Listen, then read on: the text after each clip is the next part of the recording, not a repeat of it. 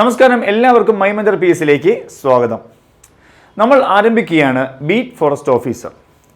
അപ്പോൾ special topic സെഷനാണ് നമ്മൾ ഇന്ന് പഠിക്കാൻ പോകുന്നത്. അതിൻ്റെ ഫസ്റ്റ് ക്ലാസ്സാണ് ഞാൻ ഇന്നിപ്പോൾ എടുക്കാൻ പോകുന്നത്. അപ്പോൾ നമ്മുടെ കോഴ്സ് ആരംഭിച്ചിട്ടുണ്ട്. ബീറ്റ് ഫോറസ്റ്റ് ഓഫീസറിൻ്റെ സ്പെഷ്യൽ ടോപ്പിക്കിലെ മുഴുവൻ കണ്ടന്റും കവർ ചെയ്തുകൊണ്ടുള്ള കോഴ്സ് ആരംഭിച്ചിട്ടുണ്ട്. ഓക്കെ, അപ്പോൾ നമുക്ക് സ്റ്റാർട്ട് ചെയ്യാം. ഫസ്റ്റ് നമുക്ക് നോക്കാം വനങ്ങളെക്കുറിച്ച്. അതിനു മുമ്പ് ഒരു കാര്യം, നമ്മുടെ പോലീസിനെയും എക്സൈസും SI തുടങ്ങിയ ഫോഴ്സുകളിലൊക്കെ സ്പെഷ്യൽ ടോപ്പിക്സ് ഉണ്ട് അല്ലേ? ഡ്രൈവർ, എല്ലാത്തിനും സ്പെഷ്യൽ ടോപ്പിക്സ് ഉണ്ട്. പക്ഷേ അതിൽ നിന്ന് വ്യത്യസ്തമായിട്ടാണ് ബീറ്റ് ഫോറസ്റ്റ് ഓഫീസറിൻ്റെ സ്പെഷ്യൽ ടോപ്പിക്സ്. കാരണം എന്താ? കൂടുതലും ഈ ജിയോഗ്രഫിക്കൽ മേഖല, അതായത് തിയറിയാണ് കൂടുതലും വരുന്നത്. തിയറി, അതുപോലെ തന്നെ മൃഗങ്ങളെക്കുറിച്ച് പഠിക്കണം അല്ലേ? വൈൽഡ് ലൈഫ് പഠിക്കേണ്ടി വരും, ടൈഗർ റിസർവ് പഠിക്കേണ്ടി വരും. അതുപോലെ തന്നെ മരങ്ങളുടെ ഓരോ ഡീറ്റെയിൽസ്, പരിസ്ഥിതി, പ്രകൃതി, മഴ തുടങ്ങിയ എല്ലാ കാര്യങ്ങളെയും കുറിച്ച് പഠിക്കേണ്ടി വരും. അപ്പോൾ നമുക്കത് വളരെ സിമ്പിളായിട്ട് പഠിക്കാൻ പറ്റും. കാരണം എന്ന് വെച്ചാൽ അത്രത്തോളം. പിന്നെ ചില വാക്കുകൾ, മരങ്ങളുടെയൊക്കെ സയൻറ്റിഫിക് നെയിം, ജീവജാലങ്ങളുടെ സയൻറ്റിഫിക് നെയിം അല്ലേ, IUCN, റെഡ് ഡേറ്റ ബുക്ക് തുടങ്ങിയതൊക്കെ നമ്മൾ പഠിച്ചിട്ടുണ്ട് പല സ്ഥലങ്ങളിൽ. ജിയോഗ്രഫിയിൽ, ബയോളജിയിൽ ഒക്കെ പഠിച്ച കാര്യങ്ങൾ തന്നെയാണ് ഇവിടെ ഉപയോഗിക്കുന്നത്. ഓക്കെ, അപ്പോൾ നമുക്കൊന്ന് സ്റ്റാർട്ട് ചെയ്യാം. ഫസ്റ്റ് നമുക്ക് നോക്കാം, വനം എന്നാൽ എന്ത്? വനം എന്നാൽ എന്താണ്? എല്ലാവർക്കും പ്രകൃതി എന്ന് കേൾക്കുമ്പോഴേ ആദ്യം ഓർമ്മ വരുന്നത് വനമാണ്. കാരണം നമ്മുടെ ഭൂമിയുടെ നിലനിൽപ്പിന് ഏറ്റവും അടിസ്ഥാന ഘടകമാണ് വനം എന്ന് നമുക്കറിയാം അല്ലേ? അപ്പോൾ ആദ്യത്തെ പോയിന്റ് തന്നെ നോക്കി, ഭൂമിയിലെ ജീവൻ്റെ നിലനിൽപ്പിന് വനങ്ങളുടെ പങ്ക് പ്രധാനമാണ് അല്ലേ? അപ്പോൾ ഭൂമിയിൽ ജീവൻ വേണമെങ്കിൽ ആര് തന്നെ വേണം? വനം തന്നെ വേണമെന്നറിയുക. അപ്പോൾ ഫസ്റ്റ് പോയിന്റ്, ഭൂമിയിലെ ജീവൻ്റെ നിലനിൽപ്പിന് വനങ്ങൾ പ്രധാന പങ്ക് വഹിക്കുന്നു.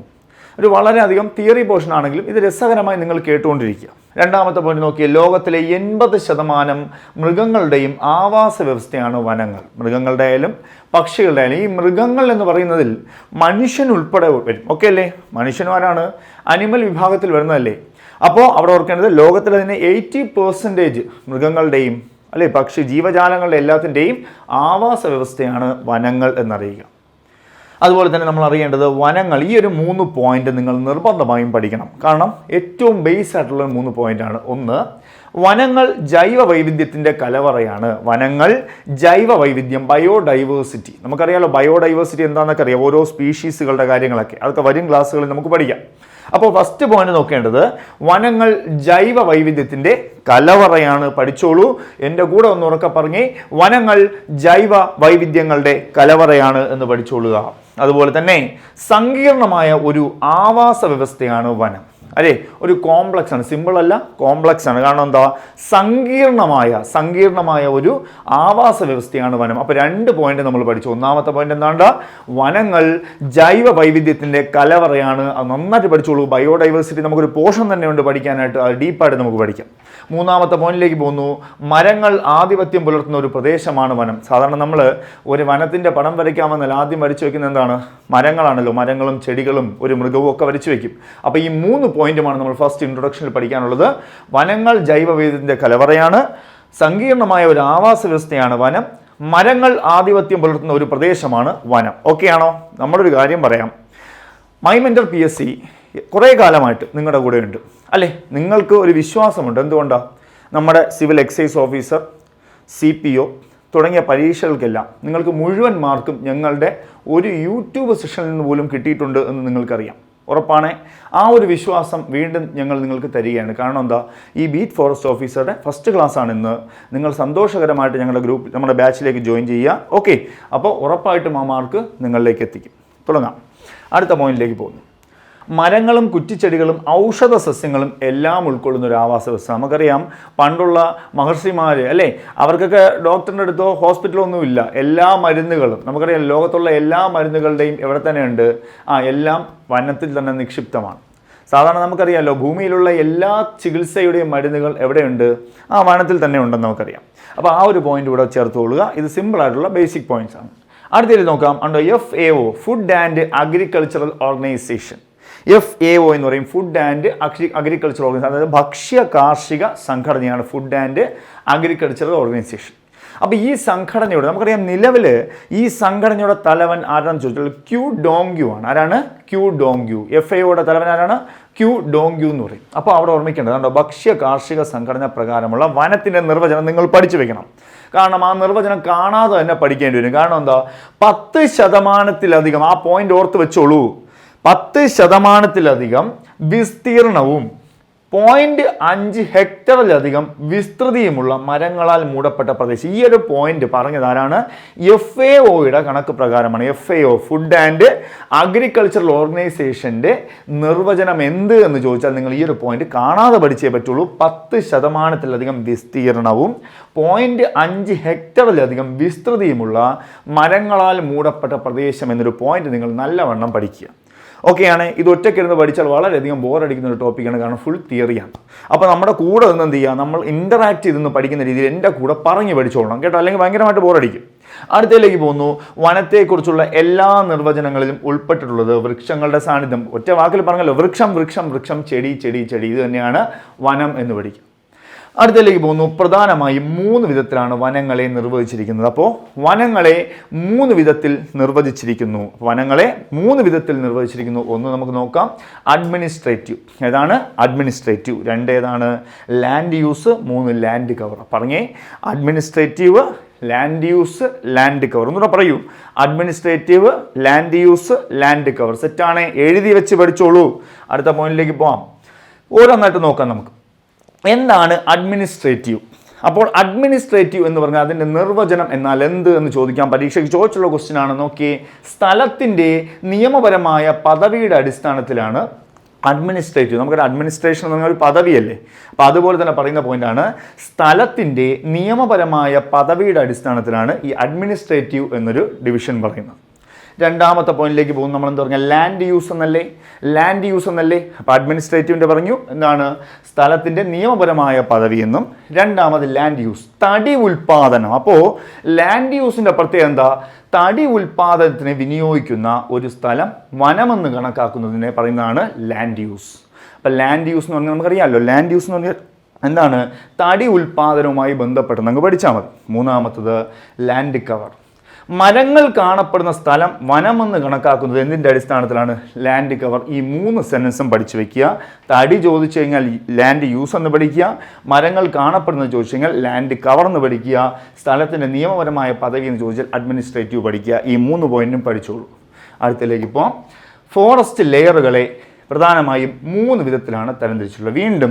വീണ്ടും പറയുന്നു, ഫോറസ്റ്റ് ലെയറുകളെ 3 ആയിട്ട് തരംതിരിച്ചിട്ടുണ്ട്. അപ്പോൾ ആദ്യം പറഞ്ഞു വനങ്ങളെ 3 ആയിട്ട് ഡിവൈഡ് ചെയ്തിട്ടുണ്ട്. അത് കഴിഞ്ഞ് ഫോറസ്റ്റ് ലെയറുകളെയും 3 ആയിട്ട് ഡിവൈഡ് ചെയ്തിട്ടുണ്ട്. ഒന്നാമത്തത് ഫോറസ്റ്റ് ഫ്ലോർ. എൻ്റെ കൂടെ പറഞ്ഞേ, ഫോറസ്റ്റ് ഫ്ലോർ. നമ്മൾ ഇൻ്ററാക്ട് ചെയ്ത് തന്നെയാണ് പഠിക്കുന്നത്.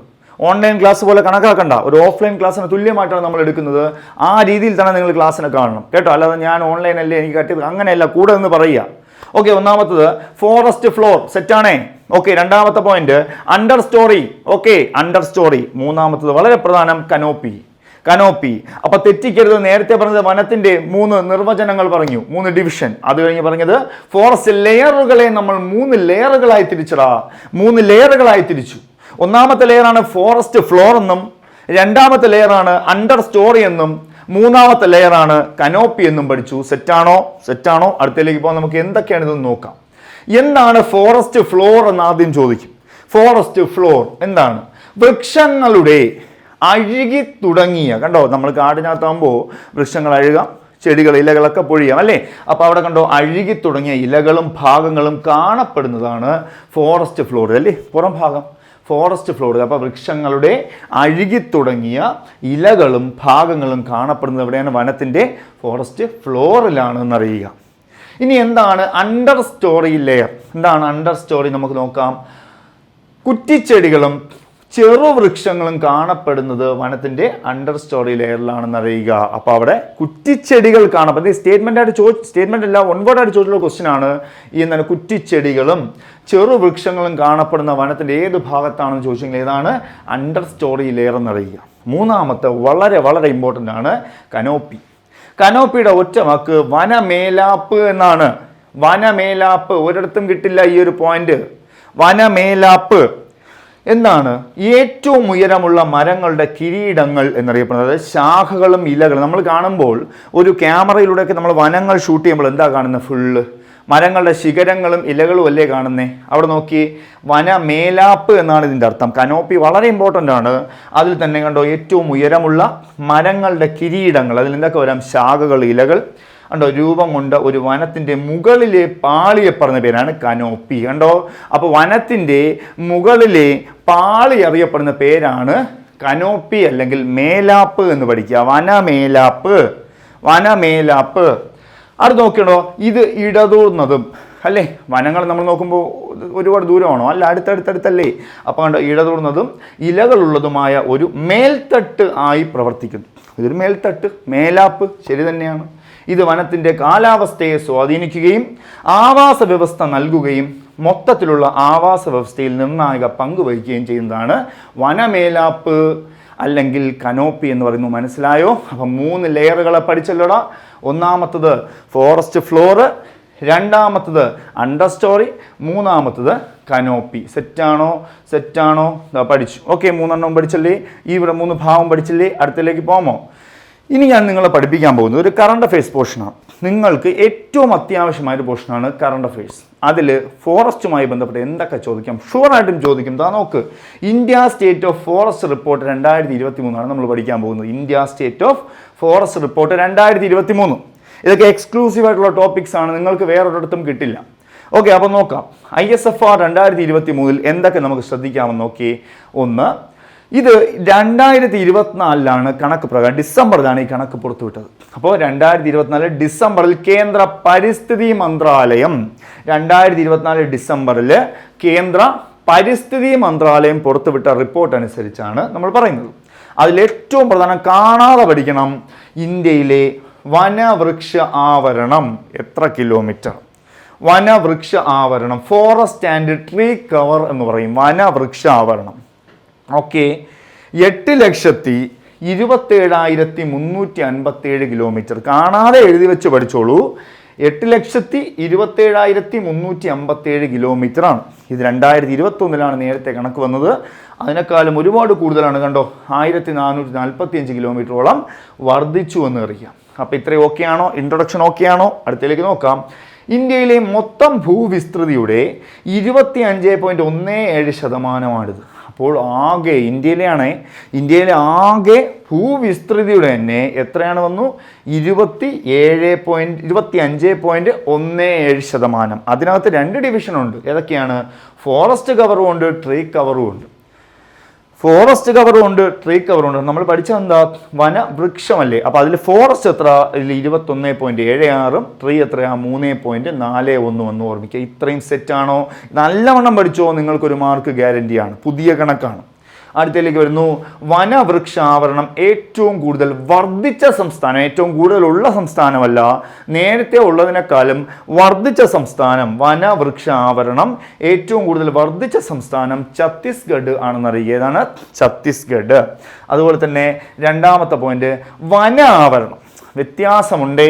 വനവൃക്ഷ ആവരണം വേറെ, വന ആവരണം വേറെ. ഇനി നോക്കിയടാ, വന ആവരണം ഏറ്റവും കൂടുതൽ വർദ്ധിച്ച സംസ്ഥാനം മിസോറാം. തെറ്റിക്കരുത്.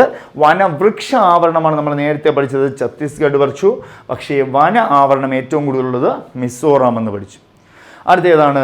ഭൂവിസ്തൃതിയുടെ അടിസ്ഥാനത്തിൽ വനവൃക്ഷ ആവരണം കൂടുതലുള്ള സംസ്ഥാനം. ഇനി കൂടുതൽ വന്നു. നേരത്തെ വർദ്ധിച്ചതാണ് പഠിച്ചത്. ഒരുപോലെ ഇരിക്കും, ഒന്ന് തന്നെ മറ്റൊന്ന് തോന്നും, പക്ഷേ വ്യത്യാസമുണ്ട്. ഓക്കെ ആണേ. അപ്പോൾ ഭൂവിസ്തൃതിയുടെ അടിസ്ഥാനത്തിൽ വനവൃക്ഷ ആവരണം കൂടുതലുള്ള സംസ്ഥാനം മധ്യപ്രദേശ്, 2ാം സ്ഥാനം അരുണാചൽ പ്രദേശ്, 3ാം സ്ഥാനം മഹാരാഷ്ട്ര. അപ്പോൾ മധ്യപ്രദേശ്, അരുണാചൽ പ്രദേശ്, മഹാരാഷ്ട്ര എന്നറിയുക. ഭൂവിസ്തൃതിയുടെ അടിസ്ഥാനത്തിൽ വന ആവരണം കൂടുതലുള്ള സംസ്ഥാനം. ഇനി വന ആവരണമാണ്. ഇവിടെ എന്താ പഠിച്ചേ? വനവൃക്ഷ ആവരണം അല്ലേ? ഇവിടെ വർദ്ധിച്ചത്. അതും ഇതുമായിട്ട് തെറ്റിക്കരുത്. ഞാൻ വീണ്ടും പറയുന്നു, തെറ്റിക്കരുത്. അപ്പോൾ ഭൂവിസ്തൃതിയുടെ അടിസ്ഥാനത്തിൽ വന ആവരണം കൂടുതലുള്ള സംസ്ഥാനം ഏതാണ്? പറയൂ, ഏതാണ്? മധ്യപ്രദേശ്. അതുപോലെ 2ാം സ്ഥാനം അരുണാചൽ പ്രദേശ്, 3ാം സ്ഥാനം ഛത്തീസ്ഗഡ്. രണ്ടും തമ്മിൽ മാറല്ലേ. ഇത് വനവൃക്ഷാവരണം, ഇത് വന ആവരണം എന്നറിയുക. ഇത് ഫോറസ്റ്റ് ട്രീ കവറും, ഇത് ഫോറസ്റ്റ് കവറും. തെറ്റിക്കല്ലേ. അടുത്തതിലേക്ക് പോകുന്നു. ഭൂവിസ്തൃതിയുടെ അടിസ്ഥാനത്തിൽ വന ആവരണം കുറവുള്ള സംസ്ഥാനം. നേരത്തെ കൂടുതലല്ലേ പഠിച്ചേ. ഇനി കുറവുള്ള സംസ്ഥാനം ഹരിയാന, 2ാം സ്ഥാനം പഞ്ചാബ്. അതുപോലെ തന്നെ ഭൂവിസ്തൃതിയുടെ അടിസ്ഥാനത്തിൽ വന ആവരണം കൂടുതലുള്ള കേന്ദ്രഭരണ പ്രദേശം ചോദിച്ചാൽ ജമ്മു കാശ്മീർ. കേന്ദ്രഭരണ പ്രദേശം ജമ്മു കാശ്മീർ. അതുപോലെ ഭൂവിസ്തൃതിയുടെ അടിസ്ഥാനത്തിൽ വന ആവരണം കുറവുള്ള കേന്ദ്രഭരണ പ്രദേശം ചണ്ഡീഗഡാണ്. ചണ്ഡീഗഡ്. അപ്പോൾ കൂടുതലുള്ള എന്താണ് കേന്ദ്രഭരണ പ്രദേശം ജമ്മു കാശ്മീരും, കുറവുള്ളത് ഏതാണ്? ചണ്ഡീഗഡ്. ഇപ്പോൾ നമ്മൾ ജമ്മു കാശ്മീരിനെ സംസ്ഥാനമാക്കി പ്രഖ്യാപിക്കാൻ പോകാൻ വേണ്ടി ബില്ലൊക്കെ അവതരിപ്പിച്ചിട്ടുണ്ട്. ഓക്കെ, അതൊക്കെ നമുക്ക് നോക്കാം. പിന്നെ അടുത്തതിലേക്ക് വരുന്നു, ഭൂവിസ്തൃതിയുടെ അടിസ്ഥാനത്തിൽ അടുത്ത ക്വസ്റ്റ്യനിൽ വ്യത്യാസം കണ്ടോ? ശതമാനാടിസ്ഥാനത്തിൽ ഓരോന്നായിട്ട് പഠിക്കണം. ശതമാനാടിസ്ഥാനത്തിൽ കൂടുതലുള്ള വന ആവരണം കൂടുതലുള്ള എന്താണ് കേന്ദ്രഭരണ പ്രദേശം ലക്ഷദ്വീപ്. മൊത്തത്തിൽ എവിടെയാണ്? ലക്ഷദ്വീപ് തന്നെയാണ്. ഓക്കെ, സ്റ്റേറ്റ് ആയാലും ഇതായാലും ലക്ഷദ്വീപ് 91.33%. അതുപോലെ തന്നെ രണ്ടാം സ്ഥാനം മിസോറാമും. അത്രയേ ഉള്ളൂ. ഇനി നമ്മൾ അടുത്ത് പഠിക്കാൻ പോകുന്നതാണ് കണ്ടൽക്കാടുകൾ, മാൻഗ്രൂവ് ഫോറസ്റ്റ് എന്ന് പറയും. കണ്ടൽക്കാടുകൾ കണ്ടോ, മൊത്തം കണ്ടൽക്കാടിൻ്റെ വിസ്തൃതി 4992 കിലോമീറ്റർ സ്ക്വയർ കിലോമീറ്റർ. ഇത് ചോദിക്കും പരീക്ഷയ്ക്ക്. ഏത് ചോദിച്ചില്ലെങ്കിലും കണ്ടൽക്കാടുകൾ ചോദിച്ചിരിക്കും. കാരണം ഇതിപ്പോൾ കുറച്ച് വ്യത്യാസം വന്നിട്ടുണ്ട്. നേരത്തെ ഉണ്ടായിരുന്ന 2019 റിപ്പോർട്ടിനേക്കാളും കുറച്ച് വ്യത്യാസം വന്നിട്ടുണ്ട്. അപ്പോൾ 4992 കിലോമീറ്ററാണ്, സ്ക്വയർ കിലോമീറ്റർ ആണെന്ന് അറിയുക. അതുപോലെ തന്നെ ഇത് പഠിക്കണം. കേരളത്തിലെ മൊത്തം വനവിസ്തൃതി എത്രയെന്ന് ചോദിച്ചിട്ടുണ്ട്. കണ്ടോ, 11,522 11,522 സ്ക്വയർ കിലോമീറ്റർ ആണെന്ന് അറിയാം. ഇത് രണ്ടും പഠിക്കണേ. മൊത്തം കണ്ടൽക്കാടുകളുടെ വിസ്തൃതി 4,992 കിലോമീറ്റർ സ്ക്വയർ കിലോമീറ്ററും, അതുപോലെ കേരളത്തിൻ്റെ ആണെങ്കിൽ 11,522 സ്ക്വയർ കിലോമീറ്റർ ആണെന്ന് അറിയുക. ഇനി കേരളത്തിലെ മൊത്തം ഭൂവിസ്തൃതി എത്ര ശതമാനം വനമാണ്? കേരളത്തിൻ്റെ ഭൂവിസ്തൃതിയുടെ എത്ര ശതമാനം വനമാണെന്ന് നോക്കിയാൽ 29.66%. കേരളത്തിൻ്റെ മൊത്തം ഭൂവിസ്തൃതിയുടെ 29.66%. ഇതാ പറയുന്ന കണക്ക്. ഇത് നിങ്ങൾക്ക് മനസ്സിലായെന്ന് വിശ്വസിക്കുന്നു. കാരണം അത്രത്തോളം ഇമ്പോർട്ടൻ്റ് എഴുതി വെച്ച് പഠിച്ചു എന്നാണ് ഞാൻ വിശ്വസിക്കുന്നത്. എഴുതി വെച്ച് പഠിച്ചല്ലോ, നിർബന്ധമായും പഠിക്കണം. ഹെഡിങ് ഞാൻ ഒന്നുകൂടെ കാണിച്ചു തരാം. ഹെഡിങ് എന്തായി? SFR 2023 India state of forest report 2023 നിങ്ങൾക്ക് കറണ്ട് അഫയേഴ്സിനും യൂസ് ആവും, ബീറ്റ് ഫോറസ്റ്റ് ഓഫീസറിൻ്റെ സ്പെഷ്യൽ ടോപ്പിക്സിനും യൂസ് ആവുന്ന ഒരു ടോപ്പിക്കാണ്. ഓക്കെ, അടുത്തതിലേക്ക് പോവാം. വനങ്ങളുടെ പ്രാധാന്യം. ഇത് നമ്മൾ വെറുതെ പറഞ്ഞാൽ മതി, വളരെ സിമ്പിളാണ്. ഓക്കെ, വനങ്ങളുടെ പ്രാധാന്യം എന്തൊക്കെയായിരിക്കും? പ്രകൃതി അല്ലേ. ഫസ്റ്റ് നോക്കാം, ശ്വസിക്കുന്ന ഓക്സിജൻ. നമ്മൾ ജീവിക്കണമെങ്കിൽ പോലും വനം വേണം അല്ലേ. നമ്മൾ ശ്വസിക്കുന്ന ഓക്സിജൻ മുതൽ കണ്ടോ വിവിധ ആവശ്യങ്ങൾക്ക് ഉപയോഗിക്കുന്ന ഇന്ധനങ്ങൾ വരെ വനത്തിൽ നിന്നാണ് ലഭിക്കുന്നത്. അപ്പോൾ നമ്മൾ ശ്വസിക്കുന്ന ഓക്സിജൻ മുതൽ ഇന്ധനം വരെ ലഭിക്കുന്നത് എവിടെ നിന്നാണ്? വനത്തിൽ നിന്നാണ്. ലോകത്തുള്ള എല്ലാ കാര്യങ്ങളും വനത്തിലുണ്ട്. നമ്മൾ കണ്ടെത്തണമെന്നുള്ളൂ. ഇവിടെ നശിപ്പിക്കാൻ മാത്രമാണ് നമ്മൾ ഉപയോഗിക്കുന്നത്. അതിൻ്റെ ഫലമായിട്ട് നമുക്ക് കിട്ടുന്നത് എന്താ? പ്രകൃതി ദുരന്തങ്ങൾ അല്ലേ. അതുപോലെ അടുത്ത് നോക്കാം. ഭൂമിയുടെ ശ്വാസകോശമായ വനങ്ങൾ വായു ശുദ്ധീകരണത്തിൽ പ്രധാന പങ്ക് വഹിക്കുന്നു. അപ്പോൾ വനങ്ങളാണ് വായു ശുദ്ധീകരണത്തിൻ്റെ ഒരു പ്രധാന സ്രോതസ്സ് എന്നുകൂടെ നിങ്ങൾ അറിയുക. അപ്പോൾ 2 പോയിന്റ് പഠിച്ചു. നമ്മൾ ശ്വസിക്കുന്ന ഓക്സിജൻ മുതൽ ഇന്ധനം വരെ വനത്തിൻ്റെ സംഭാവനയാണെന്നറിയുക. രണ്ടാമത്തത്, ഭൂമിയുടെ ശ്വാസകോശമായ വനങ്ങൾ വായു ശുദ്ധീകരണത്തിലൊരു പ്രധാന പങ്കും വഹിക്കുന്നു. മൂന്നാമത്തെ പോയിന്റ് കണ്ടോ, വനത്തെ അടിസ്ഥാനമാക്കിയുള്ള ജലവിധാനങ്ങൾ, നദികൾ, അരുവികൾ, തടാകങ്ങൾ എന്നിവ ജലത്തിൻ്റെ നിർണായക ഉറവിടങ്ങളാണ്. നമുക്കറിയാം ഇവിടെയുള്ള പല അരുവികൾ, നദികൾ തുടങ്ങിയവയൊക്കെ ഉറവിടം എവിടെയാണ്? വനങ്ങളിൽ നിന്നാണ്. അപ്പോൾ അതാണ് ഏറ്റവും പ്രധാനമായിട്ട് നമ്മൾ പഠിക്കേണ്ടത്. ജലസ്രോതസ്സുകൾ, വായു, ഇതൊക്കെ പഠിക്കുക. അടുത്ത പോയിന്റ് നോക്കി, സൂര്യൻ്റെ വികിരണങ്ങൾ. അപ്പോൾ സൂര്യൻ്റെ വികിരണം നമുക്കറിയാം, അൾട്രാ വയലറ്റ് കിരണങ്ങൾ വളരെയധികം നമ്മളെ ബാധിക്കുന്ന ഒരു കാര്യമാണ് സൂര്യൻ്റെ വികിരണങ്ങൾ എന്ന് വെച്ചാൽ. പക്ഷെ നോക്കി, സൂര്യൻ്റെ വികിരണങ്ങൾ ആഗിരണം ചെയ്യുന്നതിനും, അപ്പോൾ ഇതിനെ ആഗിരണം ചെയ്ത് പകരം എന്ത് ചെയ്യുന്നു? താപനില നിലനിർത്തുന്നു. അപ്പോൾ ഈ താപനിലയെ തുല്യമാക്കി കൊണ്ടുപോകാൻ ഒരു പ്രധാന പങ്ക് ആര് വഹിക്കുന്നു? വനങ്ങൾ വഹിക്കുന്നു. ഇതൊക്കെ ക്വസ്റ്റ്യൻ പേപ്പറിൽ വന്നു കഴിഞ്ഞാൽ സിമ്പിളായിട്ട് ഇവ എല്ലാം ഒന്ന് എഴുതാൻ പറ്റും. കാരണം എന്താ? നമുക്ക് വായിച്ചാൽ തന്നെ മനസ്സിലാവും. അടുത്ത പോയിന്റിലേക്ക് പോകുന്നു. അടുത്ത പോയിന്റ്, അവ അന്തരീക്ഷ താപനിലയെ, ഈ വനങ്ങൾ എന്ത് ചെയ്യുന്നു? ഈ അന്തരീക്ഷ താപനിലയെ ബാഷ്പീകരണത്തിലൂടെയും കാറ്റിലൂടെയും നിയന്ത്രിക്കുന്നു. അപ്പോൾ ഈ ചൂടിനെ അന്തരീക്ഷ താപനിലയിലൂടെയും ബാഷ്പീകരണത്തിലൂടെയും നിയന്ത്രിക്കുന്നു പഠിക്കുന്നു. അടുത്ത പോയിന്റ്, ജലവിധാനം നിലനിർത്താനും തണുത്ത കാലാവസ്ഥ നിലനിർത്താനും ഇവ സഹായിക്കുന്നു. കാരണം എന്താ? മഴയുടെ ഒരു ഉറവിടം കൂടെയാണ് വനം. അപ്പോൾ തീർച്ചയായിട്ടും ഇവിടെ കാലാവസ്ഥ എന്താവും? തണുത്ത കാലാവസ്ഥയാണ്. നമ്മൾ ടൂറൊക്കെ പോകാനായിട്ട് തിരഞ്ഞെടുക്കുന്ന സ്ഥലങ്ങൾ ഏതൊക്കെയാണ്? സാധാരണ ഇപ്പോൾ കേരളത്തിൽ പറഞ്ഞാൽ വയനാട്, ഇടുക്കി, ഇതൊക്കെയാണ്. എന്തുകൊണ്ട്? പ്രകൃതിയുമായി ബന്ധപ്പെട്ട് അല്ലേ. നമ്മൾ ഇപ്പോൾ കൂടുതൽ ബാക്കിയുള്ള ജില്ലകളെ അല്ലേ നോക്കുന്നതിനേക്കാളും വയനാട്, ഇടുക്കി പറയാൻ കാരണം അവിടെ പ്രകൃതി, വനം അത് തന്നെയാണ്. അടുത്തതിലേക്ക് പോകാൻ നമുക്ക് കാലാവസ്ഥാ വ്യതിയാനത്തിന് കാരണമാകുന്ന കാർബൺ ഡൈ ഓക്സൈഡ്. അപ്പോൾ നമ്മുടെ കാലാവസ്ഥാ വ്യതിയാനത്തിന് ഏറ്റവും കൂടുതൽ ബാധിക്കുന്ന ഒരു വാതകമാണ് കാർബൺ ഡൈ ഓക്സൈഡ്. അപ്പോൾ കാർബൺ ഡൈ ഓക്സൈഡ് പോലുള്ള ഹരിതഗ്രഹ വാതകങ്ങൾ ആഗിരണം ചെയ്തുകൊണ്ട് വനങ്ങൾ ആവാസ വ്യവസ്ഥയെ എന്ത് ചെയ്യുന്നു? പരിപാലിക്കുന്നു. അപ്പോൾ ഇതൊക്കെ നമുക്ക് പഠിച്ചു അല്ലേ? വായുവിൻ്റെ കാര്യം പഠിച്ചു, ജലത്തിൻ്റെ കാര്യം പഠിച്ചു, മഴയുടെ കാര്യം പഠിച്ചു. എല്ലാത്തിൻ്റെയും ഒരു പ്രധാന സ്രോതസ്സാണ് വനങ്ങൾ എന്ന് പഠിച്ചു. അപ്പോൾ വനത്തിൻ്റെ പ്രാധാന്യം നമുക്ക് മനസ്സിലായി വരികയാണ്. അപ്പോൾ ഇത്രയും ഇൻട്രൊഡക്ഷനാണ് നമ്മൾ പഠിച്ചുകൊണ്ടിരിക്കുന്നത്. ഒരുപാടുണ്ട് കേട്ടോ പഠിക്കാൻ, ഒരുപാടുണ്ട്. യാതൊരു കാരണവശാലും നിങ്ങൾ പേടിക്കേണ്ട. നിങ്ങൾ ചെയ്യേണ്ടത് ഒരു പുസ്തകം എടുത്ത് മുമ്പിൽ വെച്ച് ഒരു പേനയും എടുത്ത് വെച്ചിട്ട് ക്ലാസ് കാണുക, എഴുതിയെടുക്കുക, ക്ലാസ് കാണുക, എഴുതിയെടുക്കുക. അല്ലാതെ കുറ്റം കണ്ടുപിടിക്കാൻ സാധാരണ ഇപ്പോൾ ചിലരുടെ ഒരു ലക്ഷ്യമാണ്. എന്ത് കുറ്റം കണ്ടുപിടിക്കാം, എന്ത് ചെയ്യാമെന്ന് പറഞ്ഞിരിക്കുക. അതല്ല ചെയ്യേണ്ടത്. എന്ത് കിട്ടുന്നുണ്ടോ അത് നിങ്ങൾ മാക്സിമം നേടിയെടുക്കാൻ നോക്കുക. നമ്മൾ ഇരിക്കുന്നത് ജഡ്ജ് ആറ്റ് അനലൈസൻ അല്ല ഇരിക്കുന്നത്. നമ്മളിരിക്കുന്നത് എന്താണ്? നമുക്ക് പരീക്ഷയ്ക്ക് എങ്ങനെയെങ്കിലും ജോലി കിട്ടണം. ജോലി കിട്ടിയിട്ട് എന്ത് ചെയ്യുക? നമുക്ക് മറ്റുള്ളവരെ അനലൈസ് ചെയ്യാം. ഓക്കെ, അടുത്തതിലേക്ക് പോകാം. വനങ്ങൾ കൊണ്ടുള്ള പ്രത്യക്ഷവും പരോക്ഷവുമായുള്ള നേട്ടങ്ങൾ, ഡയറക്റ്റ് ആൻഡ് ഇൻഡയറക്റ്റ് അല്ലേ? നമുക്കറിയാം വനങ്ങൾ കൊണ്ടുള്ള പ്രത്യക്ഷ നേട്ടങ്ങൾ എന്തൊക്കെയാണ്, പരോക്ഷ നേട്ടങ്ങൾ എന്തൊക്കെയാണെന്ന് നമുക്ക് നോക്കാം. അതിൽ ഫസ്റ്റ് പ്രത്യക്ഷത്തിലുള്ള നേട്ടങ്ങൾ നമുക്ക് എന്തൊക്കെയാണ് ഡയറക്റ്റായിട്ട് വനത്തിൽ നിന്ന് കിട്ടുന്നത്? ഒന്ന്, ഭക്ഷണം. ഭക്ഷണത്തിൽ ഏറ്റവും പ്രധാനമായിട്ട് പറയാനുള്ളത് കായ്കനികൾ, ഔഷധങ്ങൾ, തേൻ തുടങ്ങിയ പല ഭക്ഷ്യയോഗ്യമായ ഉൽപ്പന്നങ്ങളും വനത്തിൽ നിന്ന് ലഭിക്കുന്നു. നമ്മളിപ്പോൾ തേനൊക്കെ ഈ കടകളിൽ വിൽക്കുമ്പോൾ നമ്മൾ പോയി ചോദിച്ചാൽ അവരെന്ത് പറയും? ഇപ്പം തന്നെ വനത്തിൽ നിന്ന് കൊണ്ടുവന്ന് ശേഖരിച്ച് കൊണ്ടുവന്നതാണെന്ന് പറയും. അതിലെന്തെങ്കിലും മായം ചേർത്ത് നമുക്കറിയില്ല. നമ്മൾ വനത്തിലെന്ന് പറയുമ്പോൾ ഭയങ്കരമായിട്ട് നമ്മൾ ചാടി വീഴാറുണ്ട്. ശ്രദ്ധിച്ചിട്ടുണ്ടോ? അത് തന്നെയാണ്. അപ്പോൾ അത് നാച്ചുറൽ ആയതുകൊണ്ടാണ്. അതുപോലെ തന്നെ വനമേഖലയിൽ ജീവിക്കുന്ന ആളുകളുടെ പ്രധാന ഭക്ഷണം അവിടെ നിന്നും ലഭിക്കുന്ന ഭക്ഷ്യവസ്തുക്കളാണ്. അപ്പോൾ ഈ കാടിനകത്തൊക്കെ താമസിക്കുന്ന ആൾക്കാരുണ്ടല്ലോ, അവരെപ്പോഴും ജീവിക്കുന്നത് നാച്ചുറലായിട്ടാണ്. അവരുടെ ജീവിതമാണ് ഏറ്റവും നമ്മളുള്ള. അവരൊക്കെ ദാരിദ്ര്യമാണൊക്കെ ആണെങ്കിലും അവർ പ്രകൃതിയോട് ഇണങ്ങി അവരുടെ ഓരോ മാറ്റങ്ങളും, നിങ്ങൾ സിനിമയിലെങ്കിലും കണ്ടിട്ടുണ്ടാവും, പ്രകൃതിയിലെ ഓരോ മാറ്റങ്ങളും മനത്തിലുള്ളവർക്ക് അറിയാം, അതുപോലെ അവിടുത്തെ ജീവികൾക്കും അറിയാം. ഓക്കെ, അപ്പോൾ നമുക്ക് നോക്കിയേ, വനമേഖലയിൽ ജീവിക്കുന്ന ആളുകളുടെ പ്രധാന ഭക്ഷണം അവിടെ നിന്നും ലഭ്യമാകുന്ന ഭക്ഷ്യവസ്തുക്കൾ തന്നെയാണ്. മാത്രമല്ല മനുഷ്യനും മൃഗങ്ങൾക്കും ഒരുപോലെ തന്നെ ഇവ ഭക്ഷ്യവസ്തുക്കൾ പ്രദാനം ചെയ്യുന്നു. അപ്പോൾ മനുഷ്യനും മൃഗങ്ങൾക്കും ഒരുപോലെ തന്നെ എന്ത് ചെയ്യുന്നു? നമുക്ക് ജീവിക്കാനുള്ള എല്ലാ വസ്തുക്കളും എവിടെയുണ്ട്? വനത്തിലുണ്ട്. ഓക്കെ, അടുത്ത പോയിന്റിലേക്ക് പോകുന്നു. വസ്ത്രം.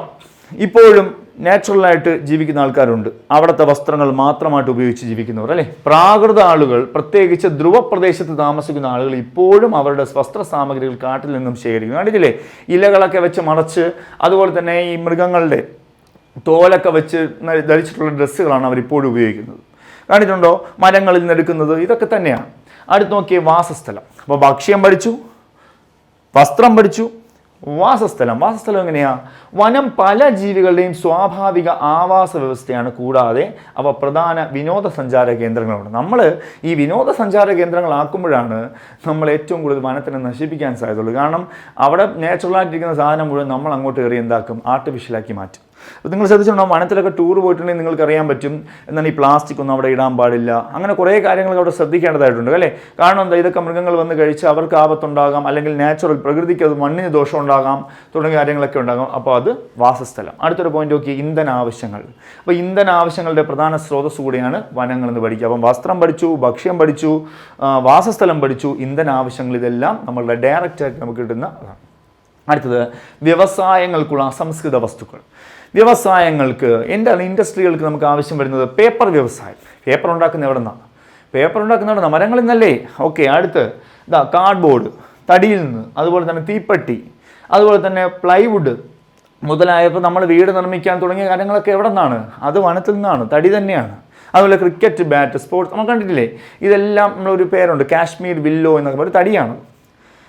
ഇതൊക്കെ ഈ സ്ഥലങ്ങളിൽ കാണപ്പെടുന്നതാണ്, ഇതിന് അനുയോജ്യമായതാണ്. ഓക്കെ, അടുത്ത് നോക്കാം. വൃക്ഷങ്ങളുടെ തടി ഫർണിച്ചർ, കപ്പൽ, റെയിൽ, മറ്റ് ഗതാഗത ഉപകരണങ്ങൾ തുടങ്ങിയവയുടെ നിർമ്മാണത്തിനായി ഉപയോഗിക്കുന്നു. അപ്പോൾ ഏറ്റവും നല്ല വൃക്ഷങ്ങൾ കിട്ടുന്നത് എവിടെ നിന്ന് തന്നെയാണ്? വനത്തിൽ നിന്ന് തന്നെയാണെന്ന് അറിയുക. അതുപോലെ മരത്തടികൾ ജ്വലനത്തിന് വിധേയമായി രൂപം കൊള്ളുന്നത്. ഇനി മരത്തടികൾ നമ്മൾ കത്തിക്കുമ്പോൾ നമുക്ക് കിട്ടും എന്താണ്? കരി കിട്ടും, കൽക്കരി ആണോ? അത് നമുക്ക് യൂസ് ചെയ്തൂടെ? കണ്ടോ, മരത്തടികൾ ജ്വലനത്തിന് വിധേയമായി രൂപം കൊള്ളുന്ന മരക്കരി വ്യത്യസ്ത വ്യാവസായിക ഗാർഹിക ആവശ്യങ്ങൾക്ക് ഉപയോഗിക്കുന്നു. അപ്പോൾ അതിൻ്റെ മരക്കരി എന്ത് ചെയ്യാം? മറ്റുള്ള ആവശ്യങ്ങൾക്കും അടുത്ത ഒരു ആവശ്യത്തിനായിട്ട് ഉപയോഗിക്കാം. അപ്പോൾ എന്തൊക്കെ ആവശ്യങ്ങളെന്ന് പഠിച്ചല്ലോ. അടുത്തതിലേക്ക് പോകുന്നു. ഔഷധ സസ്യങ്ങൾ. വ്യത്യസ്തതരം ഔഷധ സസ്യങ്ങളുടെ കലവറയാണ് വനങ്ങൾ. അപ്പം ഭക്ഷ്യം പഠിച്ചു, വസ്ത്രം പഠിച്ചു, വ്യാവസായികം പഠിച്ചു, താമസം പഠിച്ചു, ഔഷധ സസ്യങ്ങൾ. അതുപോലെ തന്നെ പരിസ്ഥിതി സന്തുലിതാവസ്ഥ, പരിസ്ഥിതിയെ ബാലൻസ് ചെയ്ത് കൊണ്ടുപോകുന്നതും വനങ്ങളാണെന്നറിയുക. എങ്ങനെയാണ്? പാരിസ്ഥിതിക സന്തുലിതാവസ്ഥ നിലനിർത്തുന്നതിന് വനങ്ങൾ പ്രധാന പങ്ക് വഹിക്കുന്നു. ഇതിൽ പ്രധാനം അന്തരീക്ഷത്തിലെ ജലത്തിൻ്റെയും കാർബൺ ഡൈ ഓക്സൈഡിൻ്റെയും അളവ് നിലനിർത്തുന്നതാണ്.